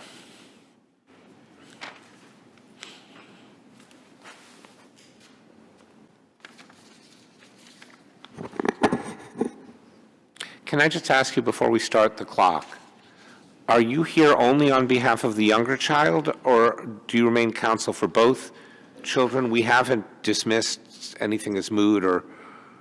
My understanding, Your Honor, is that it is moot as to the 18-year-old, but in your order, you asked all counsel to be prepared to address the significance of that child reaching the age of 18. Well, I mean, that motion was only filed on behalf of the younger child. True, but I was following the court's order and preparing to address the mootness or the effect of the 18-year-old. Thank you. Let me start by saying I wasn't asking the court in my motion to allow my 16-year-old or almost 16-year-old client to address the court. I was asking to address on my own, and I apologize for any misunderstanding. Okay, go ahead. Let me talk about the 18-year-old first, okay? The practical effect is that this court has no jurisdiction over that particular child. I'll refer to him as a child Well, unless there are anymore. continuing consequences of the order. That's what I plan to get to, Your Honor, if I may. The practical effect, the small picture, is that I presume that this matter, as to that 18-year-old, the matter will be, the judgment against mother as to that child will be vacated, the matter will be remanded, and the care and protection petition as to the 18-year-old will be dismissed for lack of jurisdiction. The big picture problem is what is the vitality of the unfitness findings against mother in future proceedings? And that has some procedural due process implications for mother. The findings as to the 18-year-old, they may be moot and void as to him, but as to the mom, the findings of unfitness in the juvenile court can't be addressed. In other words, she appealed those findings, she appealed that determination of unfitness as to the 18-year-old, and now because the matter is moot, she will never have the opportunity to contest the validity of those findings. But those... Wait, she had, I mean, I'd have to look again at the brief. There's findings about many of her other children that are not, that are contestable here because they may be applicable to the younger child. But the fact that there are findings about someone who, who isn't a party, I don't see how that... Well, under the Zeta case, and also refer you to the Isabel case, Zeta is at 455 Mass 272. Isabel is 33 Mass Appeals Court at 548. The findings regarding one child are not admissible in a later trial involving a different child. And I would suggest that in this case, what's going to happen is whether this court vacates the findings as to the 16-year-old or affirms and mother seeks a review and redetermination further down the line, the question then becomes, are the unresolved, if you will, unappealed findings as to the 18-year-old admissible in the subsequent proceeding against mother as to the 16-year-old? I may have missed them, but I don't see any arguments in the mother's brief about her fitness. Am I missing them? I mean, she talks about failure to promote visitation. She talks about opportunity to engage in family work, which would have strengthened the family, implementing services that would have reunited her with the children. But she doesn't, to my view, and I've read it a couple times, mention much about fitness or unfitness there. I have to join in my sister's representation to the court that she's not conceding the issue of unfitness, although her primary issue on appeal is the reasonable efforts. Okay? But she has an interest in appellate review, which, at least as to the 18-year-old, she basically has lost that or will have lost that. And the question is, what's the effect of those findings? Do they have any sort of life after? I'm just looking at Isabel, and that's about findings made in a non-adversary proceeding. This was an adversary proceeding. Now, I also have to say I agree. If mother were challenging findings of fact with respect to the older child, they certainly, everything in that very lengthy opinion has relevance to her conclusion about the younger child, and if we would review that. This is her opportunity to get all those facts reviewed, isn't it? Even if it's moot as to the older child. I'd have to agree with that, Your Honor. Okay. Okay. Let's get to the meat of this, which is, I think, the change of position by the younger child. I entered my appearance in this matter as sort of successor appellate counsel on March 21st. So since then, I've had 6 meetings with the 16-year-old. She'll be 16 in 2 weeks. Most recently, this past Monday. So it wasn't until the end of July, when I met with her in person, that she informed me that she had changed her position and she wanted to return to mom. Now, as a practical matter, that's not going to happen immediately. This matter will either be vacated and sent back for a new trial or for further proceedings, or the decision will be affirmed and mother will come back in 6 months asking for another review and redetermination. She can't come in for 6 months after our decision or after the trial? That's a question I'm not sure of the answer to, but my understanding it would be 6 months after this decision, because this is the final judgment. Well, there's a final judgment in the trial court, but we could certainly order that time period waived or shortened, I would think. So actually, as a practical matter, though, if she dismissed her appeal, she'd get back to the juvenile court for a review and redetermination theoretically much more quickly. Which would be Probably fine with my client. Yeah. The problem is that there would be another trial at some point, and if there is an adverse decision, then there would be another appeal. And by the time this whole thing plays out, my client, will be 18 years old herself. So what do you want us to do? Let's say we're ready to hear what you want us to do to try to prevent that. What I want you to do is to vacate and remand on the basis of mother's arguments. But her arguments don't make her house a safe place. Someone has to assess that, don't they? Well, my client... I mean, I understand that of course your client's wishes are entitled to great weight, but a court still won't place even a child who wants reunification in some place that's too dangerous. And unless you have some reason that we shouldn't think that, I mean, I don't see how realistically we could remand and order that she be found fit. No. But what I'm suggesting is that there have been changes in circumstances which have led to her change in position. Those seem like a great thing for a review and redetermination. That's absolutely true. I'm afraid that's what's going to happen. And that's what I've explained to my client. She's in no man's land here, frankly. And no matter what this court does, she is going to remain in DCF custody, at least in the short term, perhaps in the long term. And she's basically saying, well, I've made my own assessment as to what the circumstances are. And I think I'm better off at home than I am living in the same group home that I've been living in for the past 4 years. I went into that home supposedly for structure and stability. Well, I've had 4 years of structure and stability. Now, I want to rekindle and rebuild my relationship with my mother. Does the child remain in that placement? She's there now, yes. Okay. There was a brief time where she was being considered for a pre-adoptive placement, but that disrupted. That is was that the woman whose initial is J?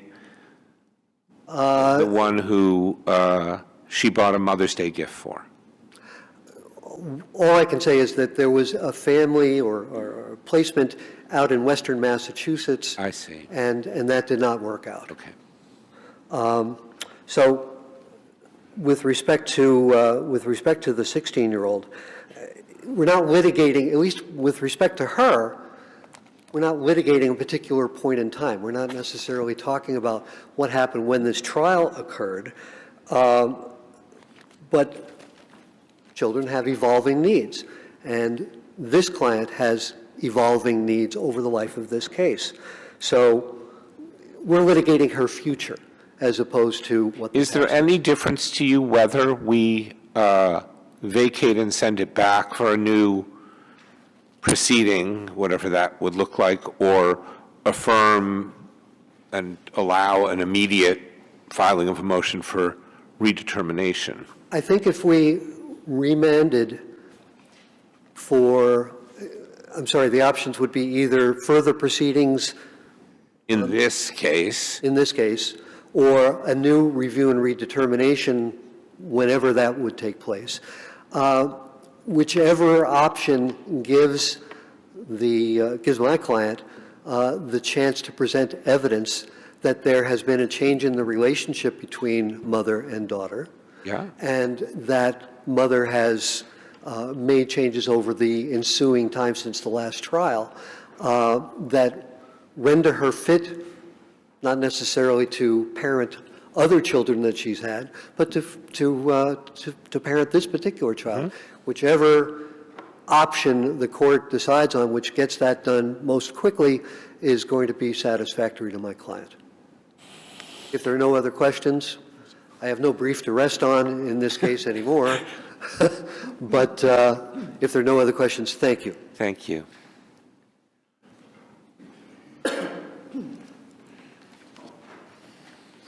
You will hear next from, I have this in front of me at all times, Attorney Bayless.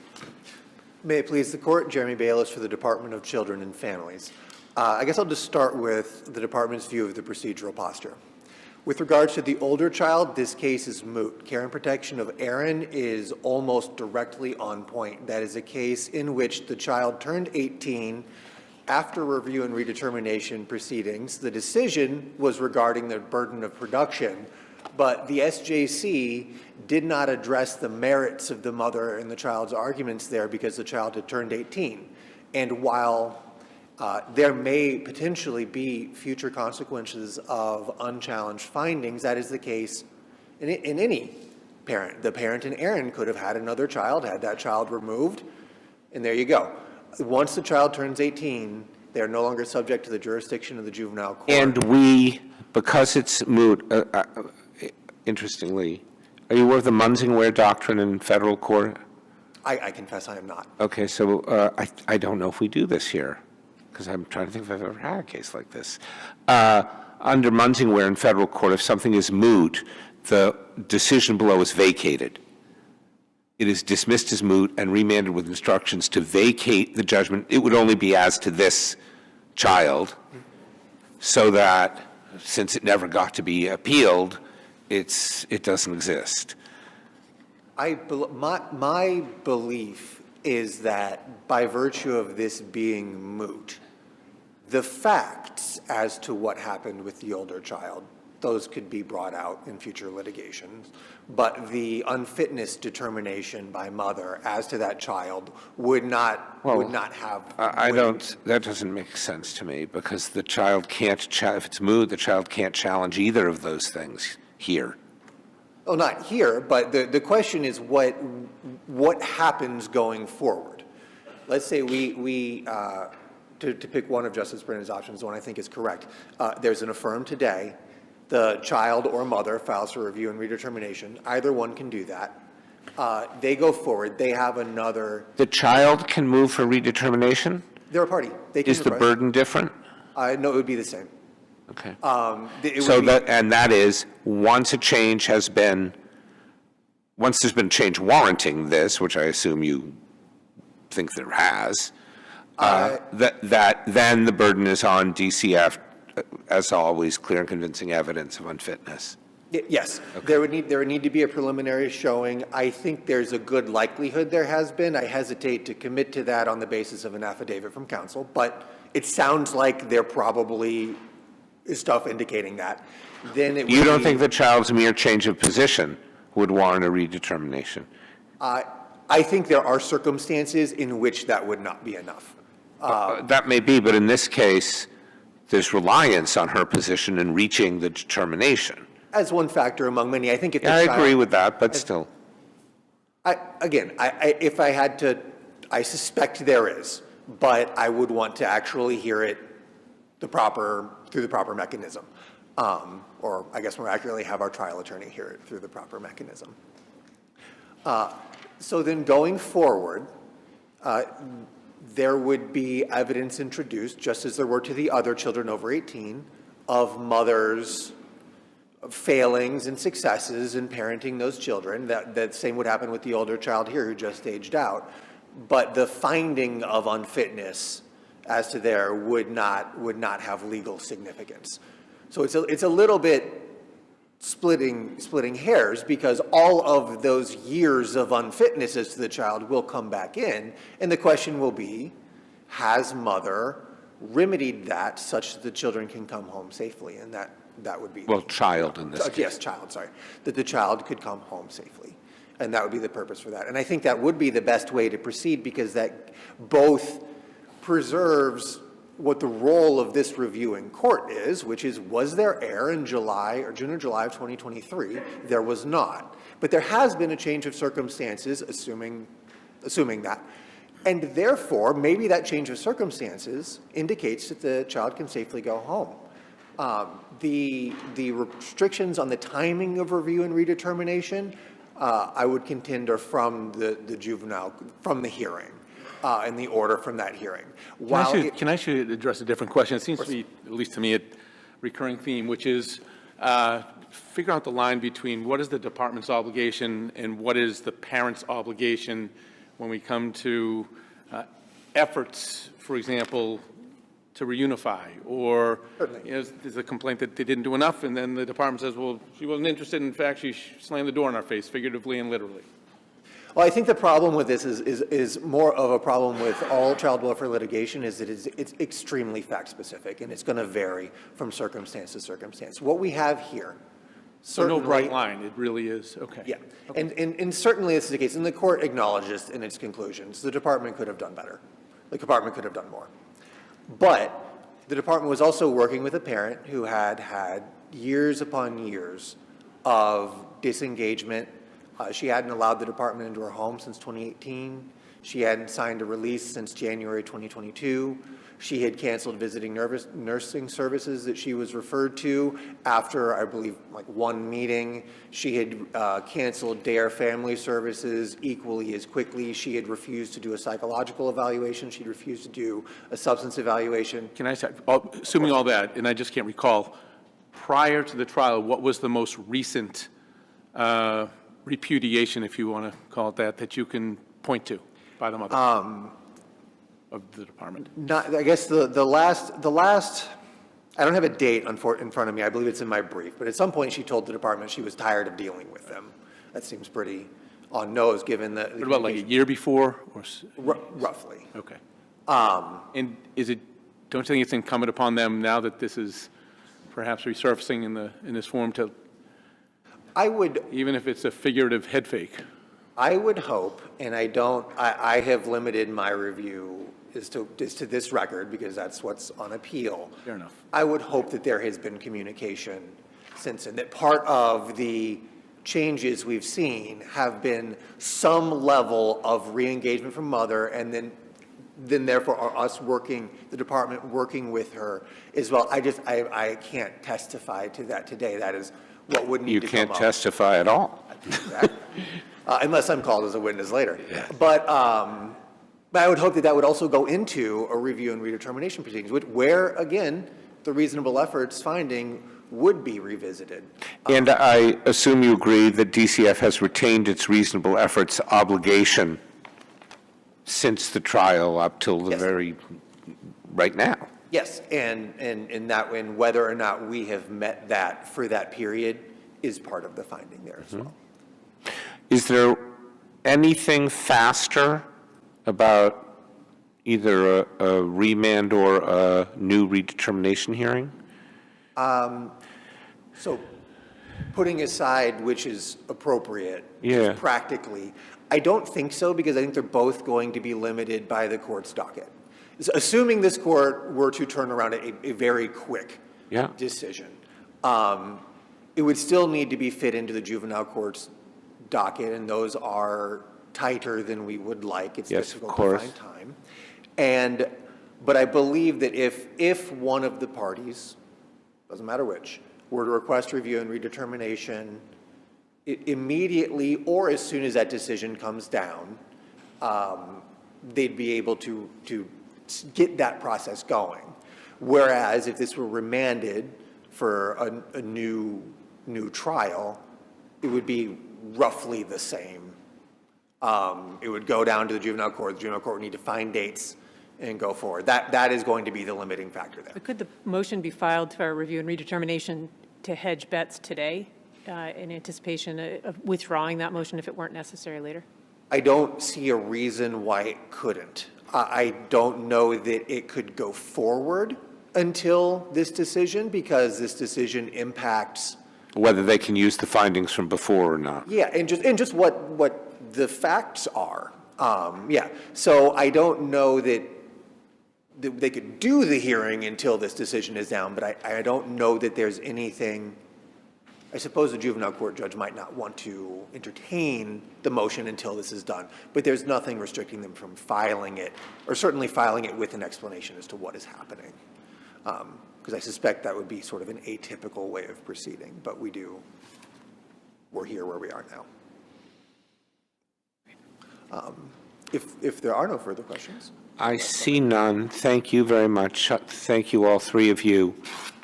These are obviously very difficult cases, and we very much appreciate your assistance in deciding them. So thank you.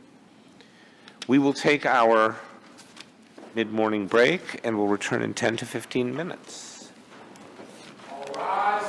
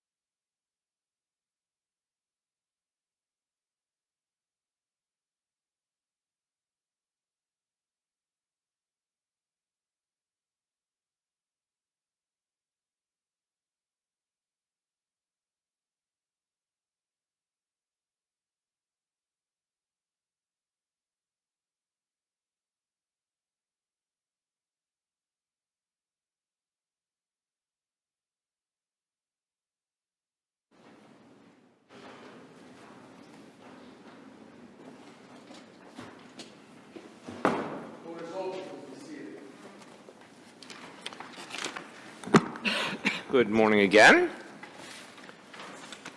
Our next case is number 231102.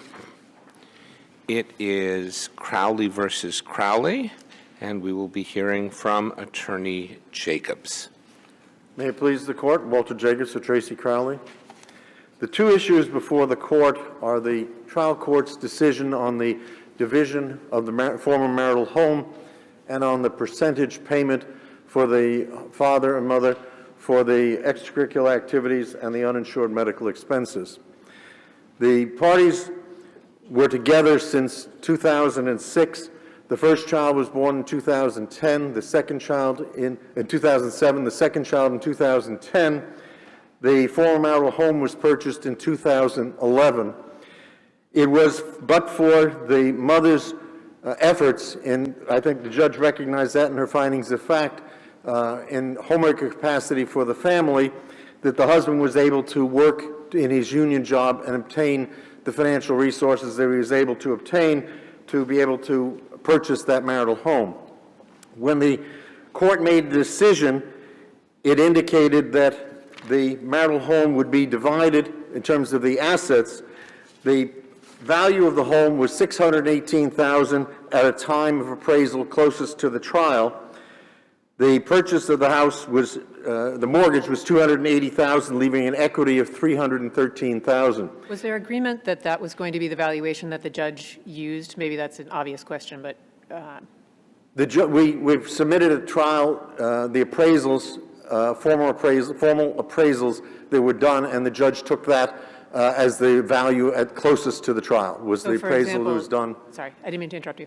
No, that's fine. It was done about a month prior to trial, and it was considered that the value of the property at the time of trial was $618,000. So if there was a different number on the husband's financial statement for the valuation of the house, that didn't play into the, that couldn't play into the judge's calculation? That was not brought up in the judge's findings of fact or rulings, that there was any issue there.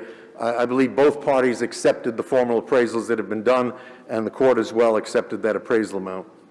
Is it relevant that this, I guess, I don't know what year this was, this was a short-term marriage. Does the judge say that? The judge makes comment as to the date of marriage. The marriage was in 2000. My recollection is that in a short-term marriage, the parties take back out what they brought in, whereas in a longer-term marriage, the division of property can be more complex. Am I just making that up, or? No, Your Honor, but I don't believe it was short-term in that context. A 6-month marriage, a 1-year marriage, that might be very. I think it's under 5 years. This marriage went from 2017 to 23. Okay, so were they married for more than 5 years? With the final date being service of the? I believe it is greater than 5, Your Honor. Okay. I would have to go to the exact dates, but I believe it is. So, I take it you can't figure out where 44.6 comes from? I cannot figure that out, correct, Your Honor. I can't either. Pardon me? I can get to 43.6, but I can't get to 44.6. I cannot get to 44.6, and an argument is, in part one, we cannot discern how the judge arrived at her decision from reading her decision. In good faith, reading it, we cannot get to the number that the judge got to. We also are arguing that there's abuse of discretion in terms of the value attributed to the wife for her participation within the family. Is the judge required to be mathematically precise about the number that she arrives at here? If it's within a ballpark that we can explain, is that sufficient?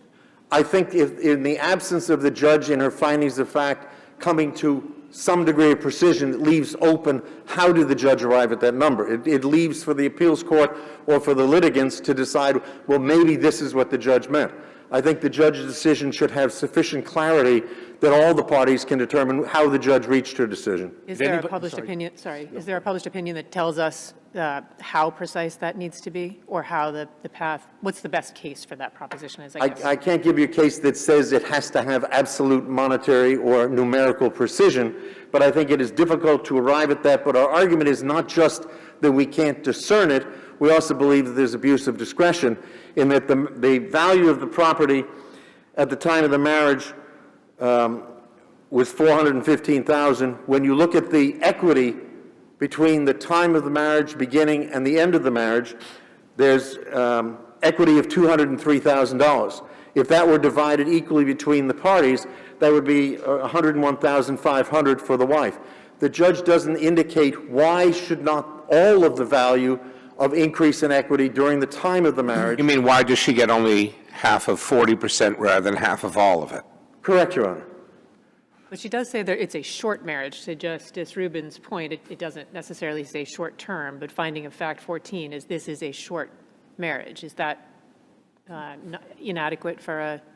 I don't think the judge is clear in how she arrives at her decision, and I think also the issue becomes this is a relationship that is not just a marriage with a property that was purchased by the husband prior to the marriage that he came into the marriage with.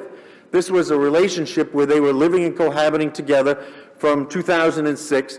They had the first child in 7, the second in 10, and then after that, because of both their efforts, they were able to buy a house. He chose to put it in his name solely. Not that it's mandatory, but I take it there was no motion for clarification? There was, Your Honor. Oh, there was? I filed the motion, was denied. Then I missed it. Okay. And that's the other issue is that we see a bunch of that, where we could save everyone a lot of time and trouble. But all right, what can you do? The motion was filed. We were... No, I'm sorry. I'm not talking about you. I'm talking about the judge who wrote the word denied. We were trying... Maybe checked a box. We were trying to avoid the need for appeal by asking the trial judge, please tell us, how did you arrive at this number? I cannot discern it. My client is unclear. How did you arrive at that number? She felt that at the very least, she should be entitled to the $101,500, half the equity acquired during the marriage. She also believed that, similar to Moriarty versus Stone, this is a relationship that was not just boyfriend-girlfriend. They were living together. They were a family. They created a family with 2 children during the time of that relationship. It was her participation in that family and her assistance with the children that allowed him to go to work and allowed him to start his union job and progress in that to an extremely significant salary. Was that argument? You're not arguing that here, though. Pardon me? You're not arguing that had to be, your argument before us isn't take the period before the marriage and treat that as some kind of marriage.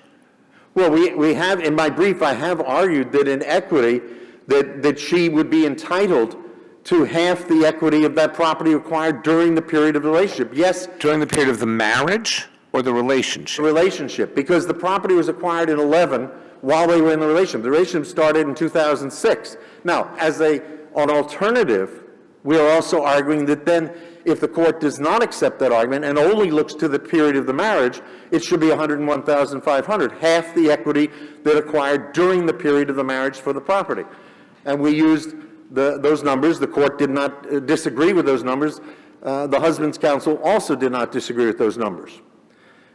We feel that also when you look at the income and the relative standard of living of the 2 parties, the husband's income is, when you subtract from his income the amount he pays in child support based on the court order, and when you add to the wife's income the amount of the child support, the husband still makes 70% more income than the wife. But the judge essentially split the baby for lack, in that between what the husband was paying and what the husband requested, correct? Wasn't there a request for a 50-50 split at one point, and there was a 70-30, and now there was a sort of middle ground of 60-40 is what the judge arrived at?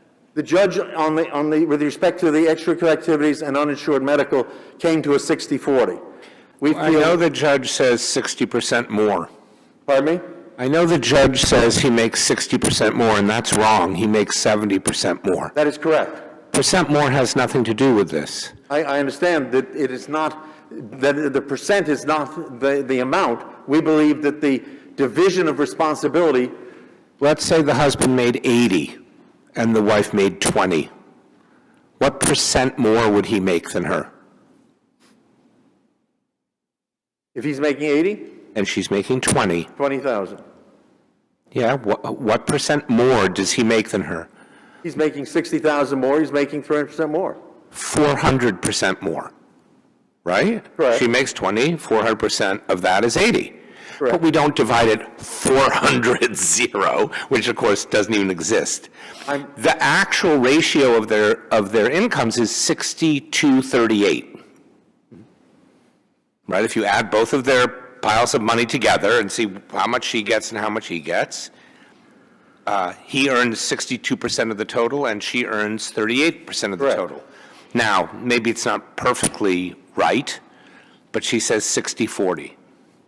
How can that be an abuse of discretion? It's within 2% of their salaries, of the ratio of their salaries. I appreciate the reference to their respective salaries, but given the dollar amount and the cost she has for basic costs for rent and other basic expenses to provide for the time for the children, he has the house, she has to have a 3-bedroom apartment for a son and a daughter and herself.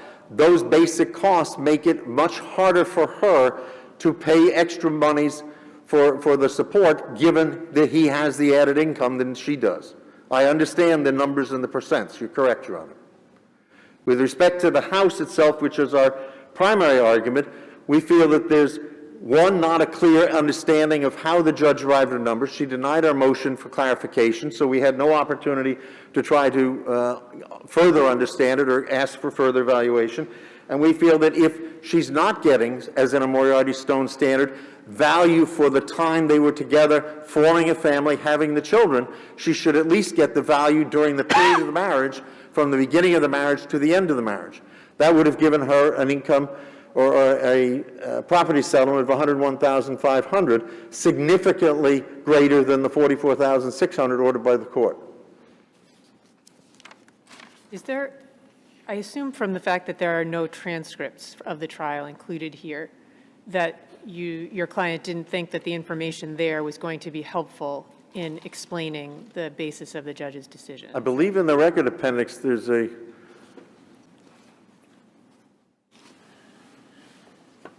the trial was brief, but I believe that is included in the record appendix, if I'm not mistaken. Most of the issues were resolved. The parties came to a stipulation of facts for all issues but the house. The husband's argument was that his wife should get zero value of the house in total, and that's what led to the trial. Okay, and you're correct. I apologize. No, that's fine. Thank you. Any other questions? I see none. Thank you very much. Thank you, Your Honor. Very helpful argument. We will next hear number 2023-1195. This is PANJWANI versus RAHMAN.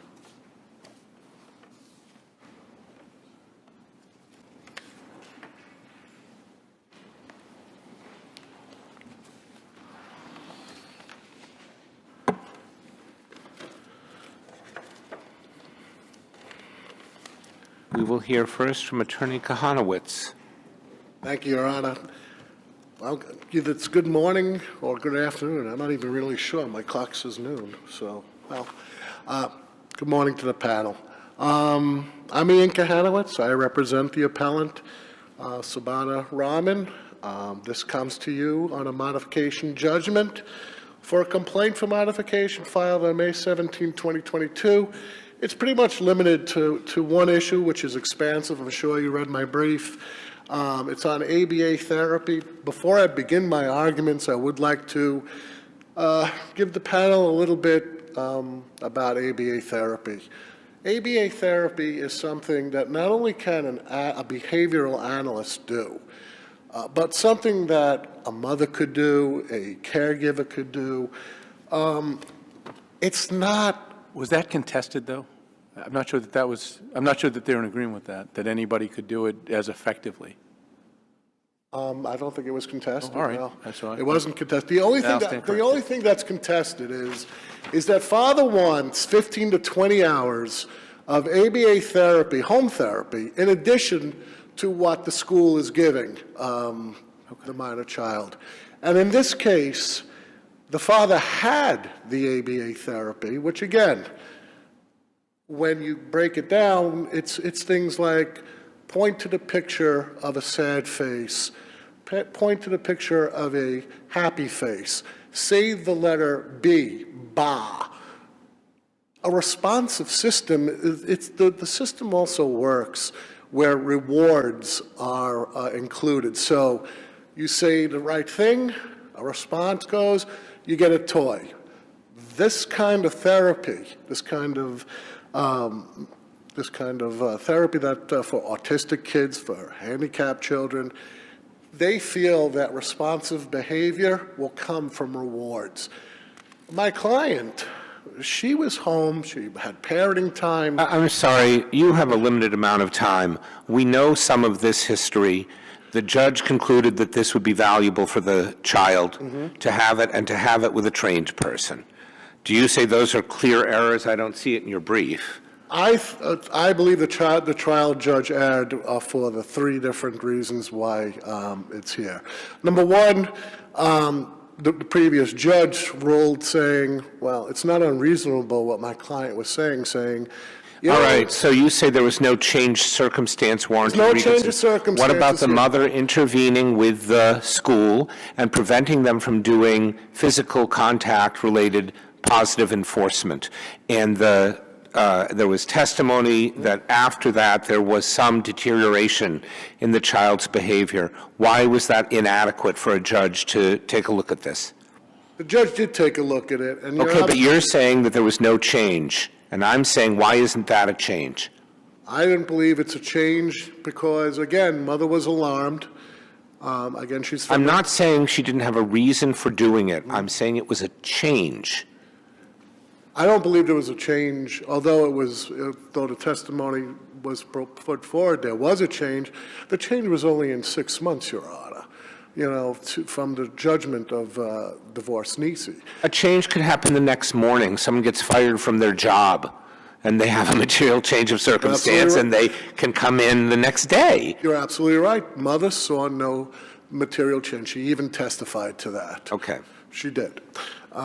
So what we have here is, yes, the judge ruled, the judge said, look, we're limiting to the issues to one thing. My sister here says that, well, look, it's a legal custody. We pled more in our pretrial and our complaint for modification.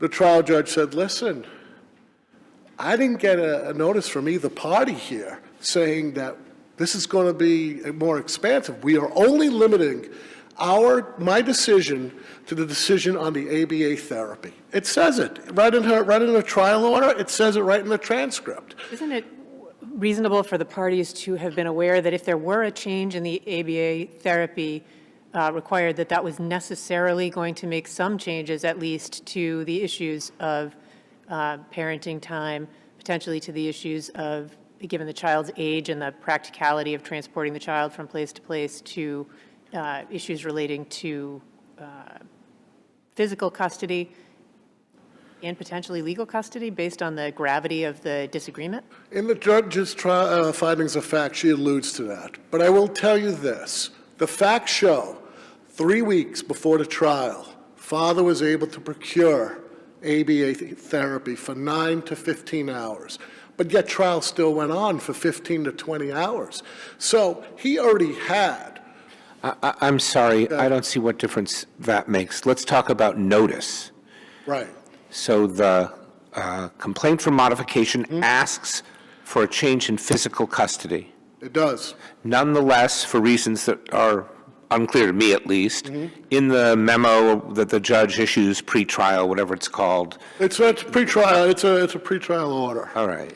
It says that the issue that will be discussed is legal custody as it relates to, I think it says medical and educational issues, something like that. Yes. Okay. But then at trial, having explored all of that, the judge concludes, well, in light of mother saying she won't do this at her house, I'm going to have to order a change of physical custody. You say that's not adequate notice. That isn't notice, no. Okay. What would you have presented differently if only you'd known this was going to be on the table?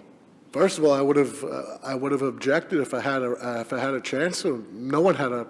Let's say the pretrial memo had included the phrase "and physical custody" if my legal custody determination requires a change. Well, the pretrial memo said that. My sister put it in there. But if the pretrial order said. The pretrial order, I mean, yes. But if the pretrial order said that, Then you'd have notice. then I'd have to abide. And what would you have presented that you did not present? What would I present that I did not present? I would have presented the fact that we've gone through discovery, we've gone through motion hearings, we've gone through everything, and it's coming down to the fact of the ABA therapy here. And that if physical custody, why would physical custody even be a play here? Well, if you had said, now, your client wasn't asked this, but if she'd been asked, if I order 15 to 20 hours, will you do that at your home?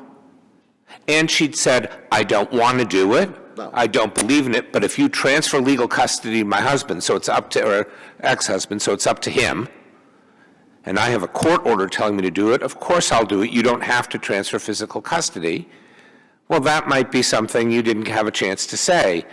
But I don't hear you saying that that's what you would have said. Well, what I would say is this. My client, again, going through what ABA therapy is and who can administer it, the child is responsive to the mother, okay?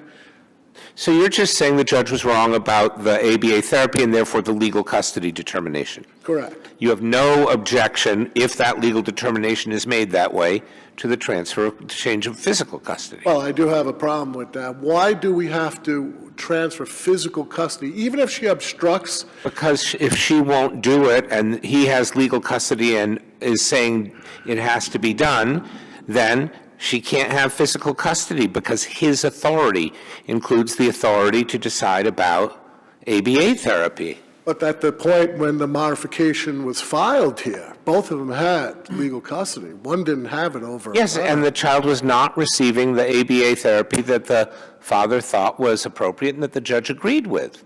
But again, the order was originally with divorce Nisi saying, I don't find the mother's attitude unreasonable. But this judge didn't agree with that, or if it's the same judge. It was a different judge. This judge didn't agree with that and had the authority, if there was a change in circumstances, to review that question.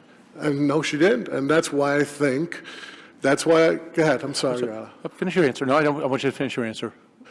My thing is, I think physical custody, I think child support wasn't even a part of this. It was just limited to legal custody. That actually anticipates my question. I mean, you'll agree, because I presume this was not your first case in court, that the process can be dynamic, to say the least, especially in the probate and family court. Yeah, absolutely. Okay. So, hang on.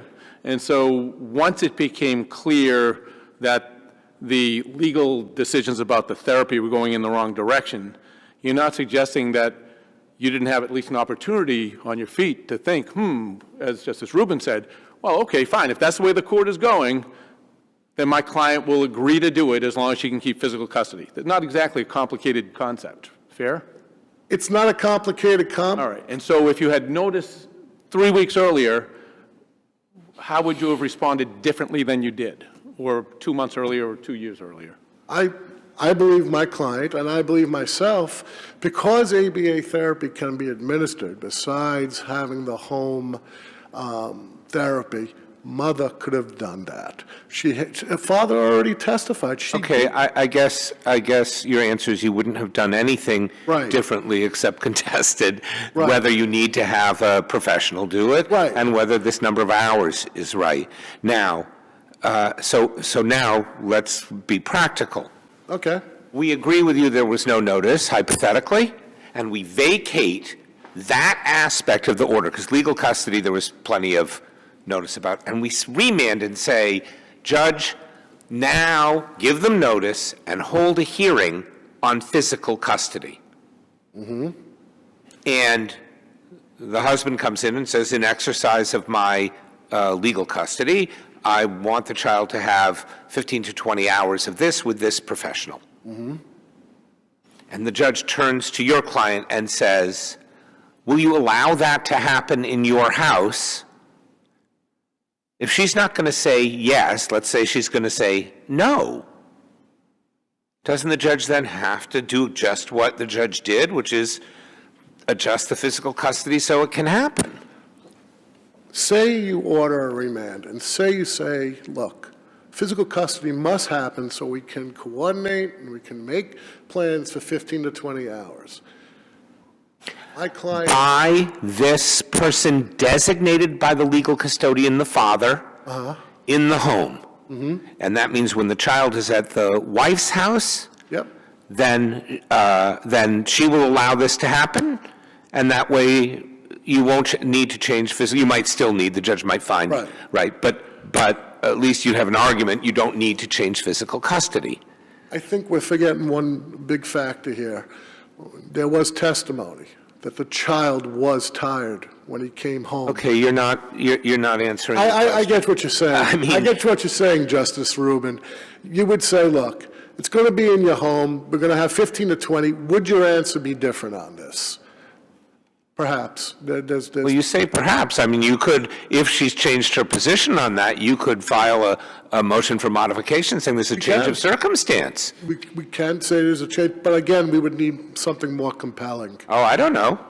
I think... Child's been taken out of its mother's home, his mother's home, and it's because she's unwilling to do this therapy, and she comes back and says, okay, I'll do the therapy in my house. But that would be... That might be a change in circumstance a judge would take very seriously. But then again, even if she said that, what's the behavior of the child as well? Because I believe that what's the behavior? Is the ABA therapy working as it is? That's the legal custodian gets to decide that unless it's some outrageous decision. Right. Can I ask maybe a slightly simpler question in terms of, again, notice? Once we get to the point of we're shifting physical custody, how can you straight-facedly argue that we don't understand that that might require some adjustment in the child support payment? It will adjust everything with child. The one who has physical custody is going to get the child support or no child support. Okay. All right. Okay. I guess she was getting child support for this child as well. No, once she doesn't have physical custody. Once she doesn't have physical custody, that's it. That's what to go on. But what I think, and my last argument Did I misread that you're saying, though, that the judge, it was an error or abuse her discretion by addressing child support issues once she decided the physical custody was transferred? Yes. Okay. Yeah. Can I ask one other outlier, sort of unconnected question? With respect to your argument about Dr. Kruskal's evaluation, I'm not sure I'm reading this correctly, and if I am, I just need some help understanding it. You argue that it's error to have admitted that evaluation because, in part, the judge said that she was limiting it to its effect on the father, but not for the truth of the matter. Can you just point me where in the record that is? Sure, absolutely. I have it right here. If you just let me go fumble through my papers, I will be right here.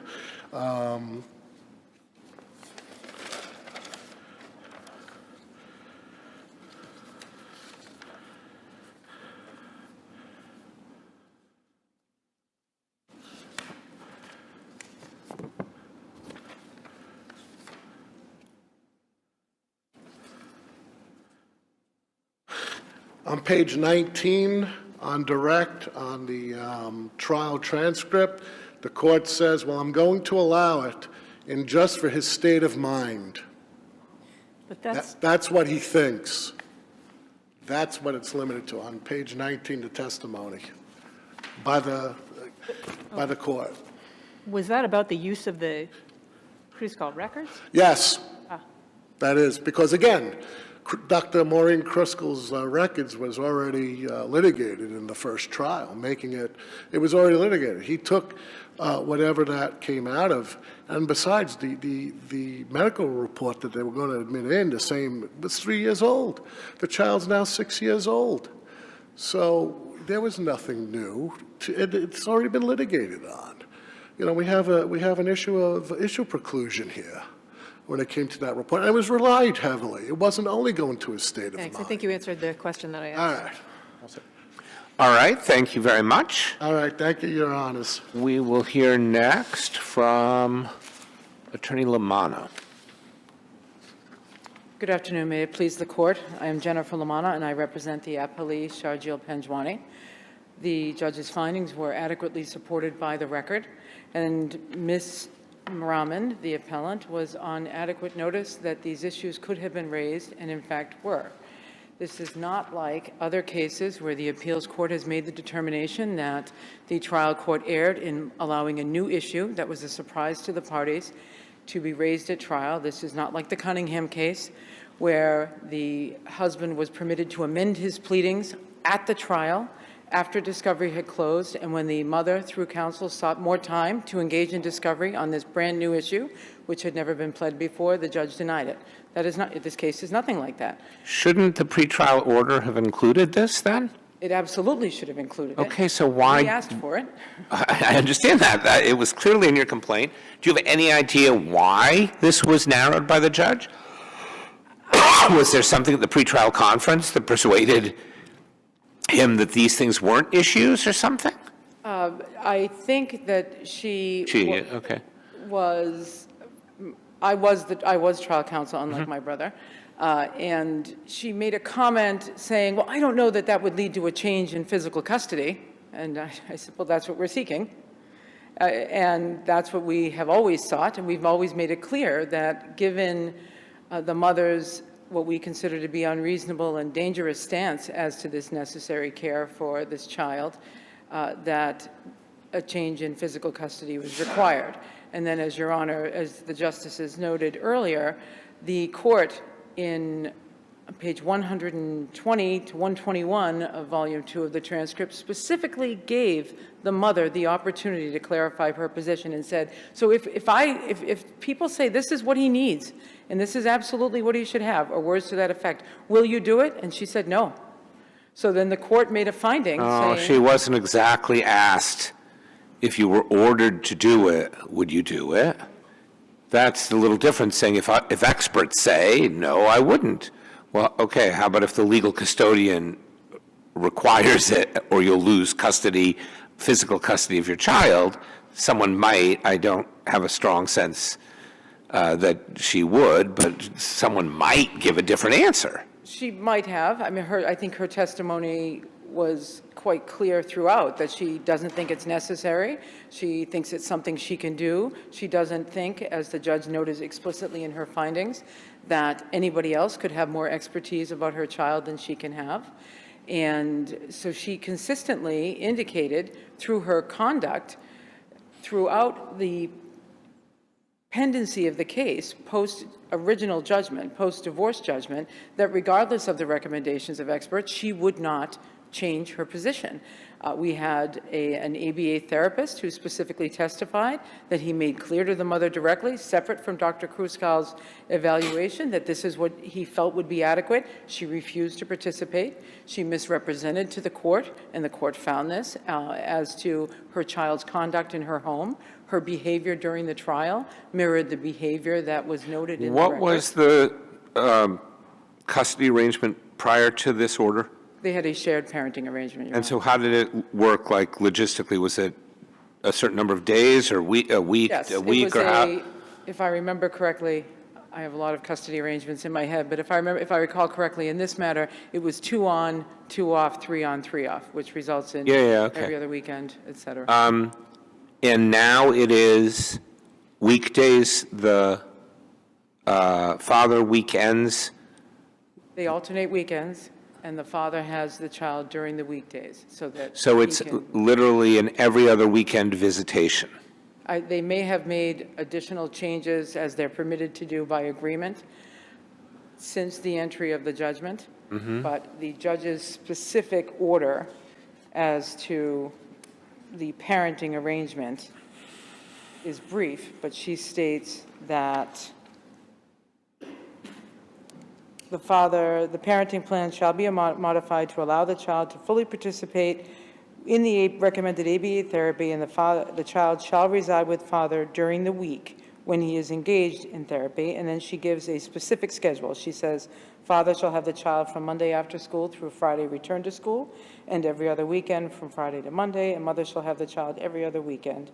If there's no school, then return, the time changes. I don't know. And I haven't looked at this closely enough to know the answer to this. How many days a week does one do this ABA therapy?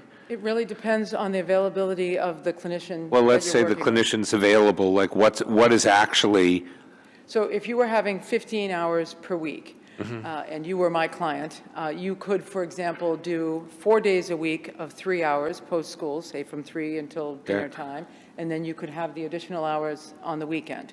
When you don't have the weekend, because the child will be with his mother, you might front-load and have more hours during the weekdays. So is this essentially 12-2 arrangement that's now going on? In terms of days per month? Days with each parent? Yes. 12 days with the father followed by 2 with the mother, 12 days with the father followed by 2 with the mother. That's Is correct. that necessary for the child to receive the 15 to 20 hours? Well, I think the trial judge, it's soundly within her discretion to determine that it is, and she made the finding that it is. And the father specifically testified, and while this ruling by the court wasn't challenged on appeal, the father did specifically testify that one of the impediments, because he did try to make arrangements so that the child could have the therapy just during father's parenting days under the pre-existing custody order, the father testified that he was not able to find a provider that could accommodate that schedule. And that was specifically noted in the record. I think what this really comes down to is whether or not the court had good and sufficient reason, because even if the court, having decided in her wisdom at the final trial conference, I'm taking what you've pled and had discovery on off the table, then realized after we put the case in, it sounds like you knew what you were talking about. There still has to be notice even with good and sufficient reason, right? Well, I think the notice issue here is quite different than the notice issues that are discussed in the other cases. And I looked when I was responding to this, obviously Rule 16 of the Rules of Domestic Relations Procedure follows Rule 16 of the Rules of Civil Procedure, which of course follows the Federal Rule 16. And the cases consistently talk about situations where what we look at is surprise. And there was no surprise by mother or her counsel at the time they were standing there at the final trial conference, and they were required on that date to identify to the court what their evidence was going to be, and what records they were going to present and what witnesses they were going to call. And at that time, physical custody was a live issue, and the exhibits remained the same, and the witnesses remained the same. The judge then opined during that pretrial conference something along the lines of, I don't know that this would be a reason to change physical custody, words to that effect. We had our trial coming up very quickly, and the parties were trying to get, as the record reflects, an updated evaluation, because the court had indicated that one could be necessary, and the mother blew that out of the water. Let's not use names. This is partially impounded?